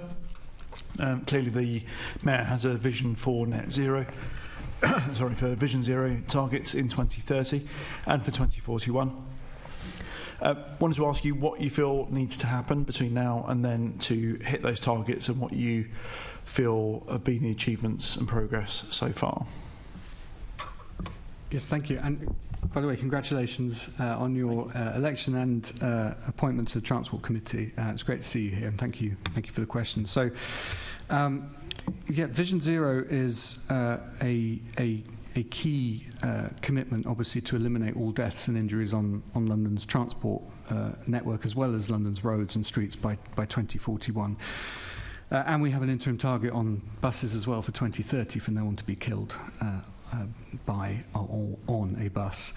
And as I said earlier, the number of people who have been killed or seriously injured on London's roads has fallen. It's fallen by 6% from 3,974 in 2022 to 3,709 in 2023. This is the lowest level on record outside of pandemic-affected years, but it is clearly a long way from zero. So there's 24% reduction overall in the number of people killed or seriously injured since the 2010-2014 baseline. So we have made significant progress. And a number of different policy areas have led to this. So, for example, since 2016, we have had the introduction of the direct vision standard for HGVs, which has led to a 49% reduction in all fatal collisions between HGVs and those who walk, cycle or motorbike, against a 2017-2019 baseline.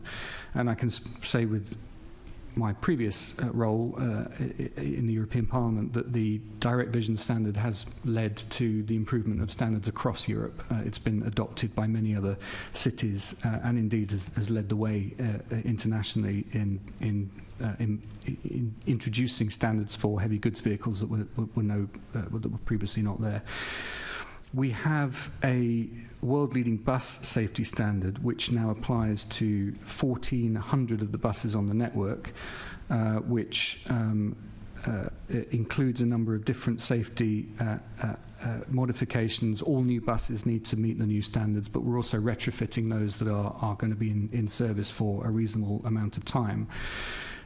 We accelerated the delivery of the 20-mile-an-hour speed limit across the network. We've introduced new support for victims to significantly improve the service that is provided to them in the awful event that they are affected by an incident. We have quadrupled the size of London's cycleway network from 90 kilometres to more than 360 kilometres, and that segregated cycle network has been instrumental in saving lives. 75 new standalone signalised pedestrian crossings on the TfL network, and of course funded and supported the delivery of school streets across London. However, I mentioned the figures, and as I said, they are not zero, and there's no point in having a target that is above zero, because any and every injury and death, of course, on our network is unacceptable. So I have asked TfL to refresh the action plan on Vision Zero, to set out the key safety interventions that we need between now and 2030, and really looking at a 70% reduction in the numbers killed or seriously injured by 2030, and of course achieving that zero fatality target on our buses. This means probably increasing work on speed limits across the TLRN, expanding the cycle network, improving the safety of junctions, crossings, and of course ensuring that we engage widely with the communities affected, because I mentioned this principle before, I think in a previous hearing, but co-design is a very important part of this, ensuring that we don't just design things we think will work, but making sure that we work with those who have the unfortunate experience of being or knowing a victim, to understand what it is we need to do to improve those junctions, for example. That was a very comprehensive answer, so I'm just going to add one other bit of context which I think is helpful, because we are further away than we want to be from that target, but we can see that all the things that we are doing in trying to meet such a stretching target is having an impact, because the casualty rate in London is falling at faster than the national average. So we had 30% fewer road deaths in 2023, and that compares against 7% fewer road deaths nationally. So it's important that we have these very stretching targets, because it means that, by bringing everything to the challenge, we are making progress. We need to go further, we need to accelerate, but you can see that it's having an impact. Thank you. It's great to hear that we're achieving better than elsewhere in London, that the actions that are being taken are making a relative impact, and actually that, clearly a critical target that we're trying to achieve here. So you talked, Seb, about that, refreshing that action plan. Have you got a timescale for when that's going to be released? And do you feel that we'll be able to have enough levers to pull in terms of making the changes to achieve the targets that we've got there within 2030 and 2041.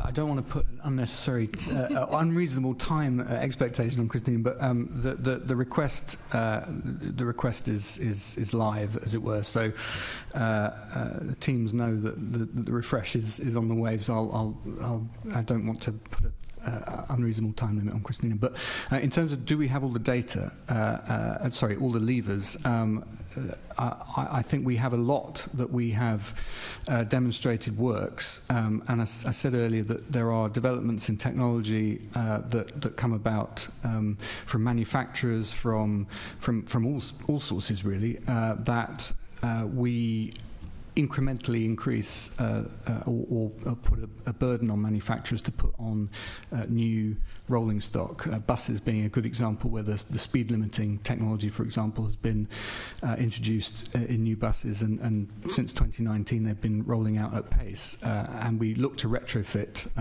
Obviously I can't judge what new technology will be available, but the examples of the DVS and the improvements to bus safety, I think, are good examples of what has been adapted in the past. So I'm confident that in the future we'll be able to roll that out at pace and across more of the network, and that will have a significant impact, I think. Yeah, I was just going to add a bit on DVS, because I think it's a really good example of where we're not just looking at what's already in the toolbox, we're looking at what more we can do in London, and that's something that we did kind of develop from a standing start, that's been world leading, that's been shaped and developed by us. And I think I just wanted to add that we're coming into the second phase of that direct vision standard now, so we've just opened applications, and that standard will tighten in October. And again, that's to reference the fact that we know that technology is going to keep improving, so we need to keep these schemes under review and actually make sure that we are tightening those standards so that they do bring in the best new technological advances. So we'll be making another kind of step forward with that this year. That's great to hear, and clearly you talked about the impact not only in London of introducing that DVS, but wider scale. Talking about the levers available to you, you talked about the bus fleet, but how do we ensure that as much of the fleet, HGVs, and using our procurement methods and all levers available to implement those innovations and technological improvements, so that we've got a safe vehicles travelling through our streets as possible? How do we make sure that that's achieved? The short answer is funding. The goal that we have for zero emission buses by 2030 isn't just a clean air environmental goal, and by the way, apologies if you've heard this before from me, but it will halve TfL's carbon emissions as well at a stroke, so it's an incredibly important environmental policy. It's also a safety policy, because the newest technology obviously will be applied to the newest vehicles that we have. We do retrofit, and it's important that we do, but obviously if you've got a bus that is only in service, projected to be in service for a couple of years, versus a bus that's projected to be in service for slightly longer than that, you obviously prioritise the buses that are slightly longer. So the more assurance that we have on capital funding going forward in terms of being able to deliver on that 2030 target, the quicker we can get the fleet to be the highest standard. Thank you. Thanks very much. And back to Assemblymember McCartney for the next question. Oh, sorry. Thank you. I just want to touch on the zero target on air pollution, particularly as we've had this announcement today about the Silvertown Tunnel, and our previous guests were talking about consultation fatigue, which was quite a striking comment to make, and I'm worried about that may be a factor for this consultation and the concerns that you may have on that. As well as that, there are campaigners who are saying that this toll is actually to pay for the Silvertown Tunnel itself rather than to reduce air pollution. Are you concerned about the consultation results? And whatever happens with the results, are you still going to increase the toll? Yes, so there's quite a few bits in there, so I'll try and deal with them all. So I think on the point of consultation fatigue, it's a really interesting one. I think the thing that we hear most often from people is that they do want to be consulted and engaged on the policies and interventions that will impact them. So I think the most important thing is that we make sure that we give people an opportunity to give us that feedback, and that's really helpful for us in kind of understanding what the impacts are and refining any proposals. What we can do to help people with that kind of fatigue point is make it as easy as possible for people to provide their responses, and that's something that we're kind of continually working on, is how can we make that as least onerous as possible so that it doesn't take long and it's not difficult and you don't have to fill in lots of forms in order to get there. So I think what we want to do is make sure that it's as easy as possible, but we don't want to kind of reduce the opportunity for consultation and engagement with communities, especially on things like the Silvertown Tunnel, which is going to really affect them. I think when you talk about the user charges and what the objectives of that are, I think it's really important to note that ever since Silvertown Tunnel was been in the planning since 2012, the plan has always been that both of those tunnels would need to be charged so that you didn't create more traffic and congestion in that part of London.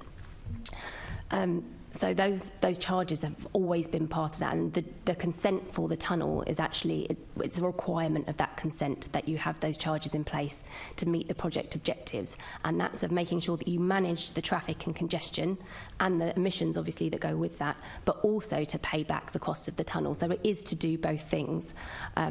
Primarily, the primary kind of project objectives are about managing traffic and emissions, and we can see that actually by setting the charges at the level that we have, that you'll be able to deliver those journey time benefits of up to 20 minutes, which is really significant in an area with such chronic congestion. Yeah. Due to lack of time, I can't ask any more further questions, but we will be, I'm sure, in other ways.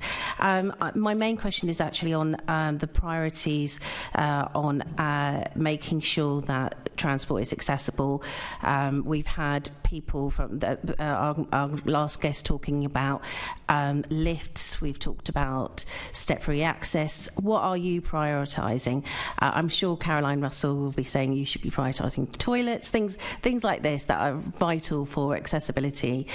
What are your main top areas, and will you, Caroline Pidgeon will want me to mention this, focus on the Old Oak Common Elizabeth Line station, because she mentioned this before, despite all the fantastic improvements that have been made because of the Elizabeth Line, that will still not have a level boarding despite the millions that have been spent. So the Mayor of London has said he's going to be looking into this. What's the latest update on that? Thank you. Erstwhile Assembly Member Pidgeon. It's a really important point. It's frankly a nonsense to build a brand new station that isn't level access. And there's many reasons for differential platform height on the Great Western, different rolling stock, different times of construction for the various infrastructure and so on and so forth. But this is a brand new railway, and it is frankly a nonsense. It requires, I believe, and defer to others with better technical knowledge, but a lowering of the track bed at this location, which is obviously an additional cost, but given the importance of creating new transport links that are genuinely accessible for as many people as possible, we will not stop in calling for the new government to implement what had previously not been part of the plan, which is to ensure we have level access at Old Oak Common. The priorities are many, and you'll see the commitments on, for example, step-free access, which is kind of like the flagship, if you like, of increasing access, but it's by no means the be-all and end-all. And what we really want to do is reduce the additional journey time that people face to plan their journeys if they have a disability. So disabled people currently have an additional amount of time in many cases that they need to plan or to reroute their journeys, and we have measurable targets on reducing that time considerably. In terms of what we are doing at the at the station end, we've got mini ramps trial at 8 step-free stations, which was successful, and therefore we're looking to extend that. The app has been a hugely important part of increasing awareness of the facilities that we have, the availability or unavailability of infrastructure, because obviously sometimes things go wrong, lifts go out of service, and whereas we want to get those fixed as soon as possible, we also need to make sure that people understand when that infrastructure is out so that they can plan accordingly. I mentioned earlier neurodiverse people who face barriers that haven't really been talked about very much in the design of the network. That's also another key focus, removing some of the design elements that are a barrier currently to a lot of people using the network. And of course a key part of accessibility is also affordability, and that's why the fares freeze has been such an important part of what we're trying to do here, which is to demonstrate that we want to do all we can to ensure that we don't increase the burden on people for travelling. We do depend on the fare box much more than other transport authorities around the world about that, which we are very clear, but we want to keep them as low as possible, which is the genesis of the fares freeze, and see that very much in an accessibility frame, as indeed are the toilets. That was definitely mentioned in the last panel. I'm sure that we can put in writing some further questions on fares, particularly on fairer concessions for disabled travellers. Thank you. Thank you, Assemblymember Bakari. That was Assemblymember Bakari and not Assemblymember McCartney, as I called you. Yes. But now it is Assemblymember McCartney. Thank you. I think, Seb, you have actually probably answered most of this question, so please don't repeat yourself. But the strategy also says that the Mayor will seek to make the public transport network easier and more pleasant to use. Is there anything else you want to add as to what further needs to be done that you haven't mentioned already? Yes, so there are many different, we were reflecting on this earlier, and there are many different kind of ways in which the network has changed over the years. And I think, you know, the number of big ticket items that have improved the experience, if you like, that passengers have. So the upgraded Bank station, I mean, Bank was a byword, wasn't it, for stations you tried to avoid if possible. You got lost. I always got lost. I mean, it was something of a kind of, I mean, if you're interested in the history of it, it was always slightly interesting to find the hidden tunnel shield on the connection to the Waterloo City, and all the kind of history of it was always very fascinating. But really, if you're not like me and in a hurry and not interested in these things, you just want to get somewhere. Bank Station was not the best of stations. That has been transformed, quite frankly, and as such a key nexus in the network, prioritising things like that really has paid off in terms of the passenger experience. Obviously, there have been extensions to the network, to the Overground, to Barking Riverside, Northern Line to Battersea, the Central Line Improvement Programme as well, in terms of the rolling stock there, to bring it up to date before we introduce new rolling stock later this decade. That is a crucial improvement because, of course, it introduces CCTV into the carriages, which gives people confidence in the network when perhaps that wasn't there before. Investing in additional policing as well from the Met and the BTP on the network. We put in £180 million into that policing every year, and that really is about increasing confidence as well on the network. You'll be aware that, unlike other cities around the world, or actually I should say other cities have since copied this zero tolerance approach to things like graffiti, where the ambience of the network, the general state of the fleet is an important part of the pleasant experience that we want people to have on the public transport network. And of course, there's been the extension of significant air conditioning, not just the Elizabeth line, of course, brand new, but also on existing subservice fleets. And subsequently, of course, we'll have it on the deep tube as well, air cooling, when we're able to deliver on those new trains on the Piccadilly line, for example, subject to government funding. Yeah. Thank you. I don't think I've got anything further on this question. Chair. Thanks very much. So we're I'm going to ask, we do have a couple of supplementaries. We have very, very few, short amount of time, so I'm going to give it a go. So Assemblymember Turrell, if you could be brief, that would be much appreciated. Thank you, Chair. I'm very much looking forward to our meeting on Monday, Deputy Mayor. So this question is for Seb, linked to the stuff around making journeys more pleasant, etc. As you mentioned earlier, we've got the new DLR stock coming in, but those are, of course, running late. We've got the 358 bus in my constituency, which is meant to be the all-new tram bus. That is now about 18 months late. And then recently we had, in Mining Assemblyman Garrett's constituency, we had the issues with the trams where TfL came across as quite secretive and defensive about what was going on. There was a complete lack of transparency of information. So my question is around whether or not you feel TfL is taking its eye off the ball when it comes to customer satisfaction and being transparent with the users of the network, and just ask what actions are being taken to address this. Yes, thank you. And may I also extend my congratulations to you for your election and membership of this committee, which of course is the best committee.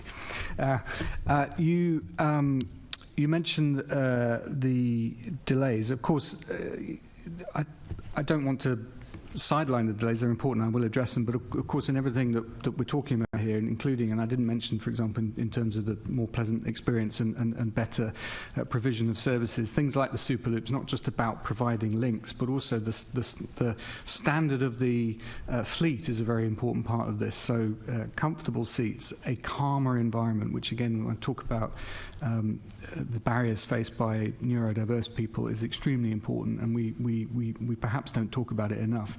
But there's a lot that is being delivered that, makes London's transport system, I would say, the best in the world. But you're right, nothing is perfect, and there are problems, and there are delays. And you mentioned the DLR trains, and there have been issues with the supplier. In terms of transparency, those issues are well known and well documented, so it's not a question of withholding that. It's obviously a source of frustration that we haven't got the DLR trains in the summer, which was really when we were hoping to introduce the first one. They will be later than that. They will be a few months later. I don't have an exact date, unfortunately, at the moment, but I'm told that it won't impact the final end date delivery. So there might be a delay in the start of the first train, but the overall delivery of the rolling stock will still be on target. 358 bus, the tram bus. I don't actually know the cause of the delay, so apologies. I will ask the teams and get back to you if that's all right, just to get you. I've got a series of mayoral questions after seeking to get that answer will be coming to you then. And on the trams, I'm sorry you feel that there was no information on that. I've been quite honest about what the problem has been, and there was track debris which caused wheels to be basically, obviously, with a tyre, when there's a extra pressure in one area, it evens out. You can't do that with a metal wheel, so you end up with a bit of the wheel going flat. Now, there's obviously a certain amount of engineering tolerance for that, but it does mean that the tram is less efficient because the wheel is running with a slightly flat area. There's no issue to do with safety, but it is to do with the performance of the tram and to do with the perception also by customers. You might hear a dum, dum, dum every time the flat bit of the wheel hits the rail. So that issue was identified. By the way, this is quite common in tram networks. We've spoken to Nottingham and Manchester, and they have this issue all the time. There's probably less of an issue for some networks where the dedicated infrastructure is more prevalent, whereas in Croydon and South London, of course, the tram runs on street for a lot of it. So we have a comprehensive programme to identify any additional debris in the track. We haven't identified any, so we're confident that this was a one-off, but it did cause a lot of problems. It was also coincided with some industrial action, which meant that the maintenance levels weren't as we would want them to be, which led to a further delay. So I have apologised already but I'm very happy to, again, for the level of service over those few weeks.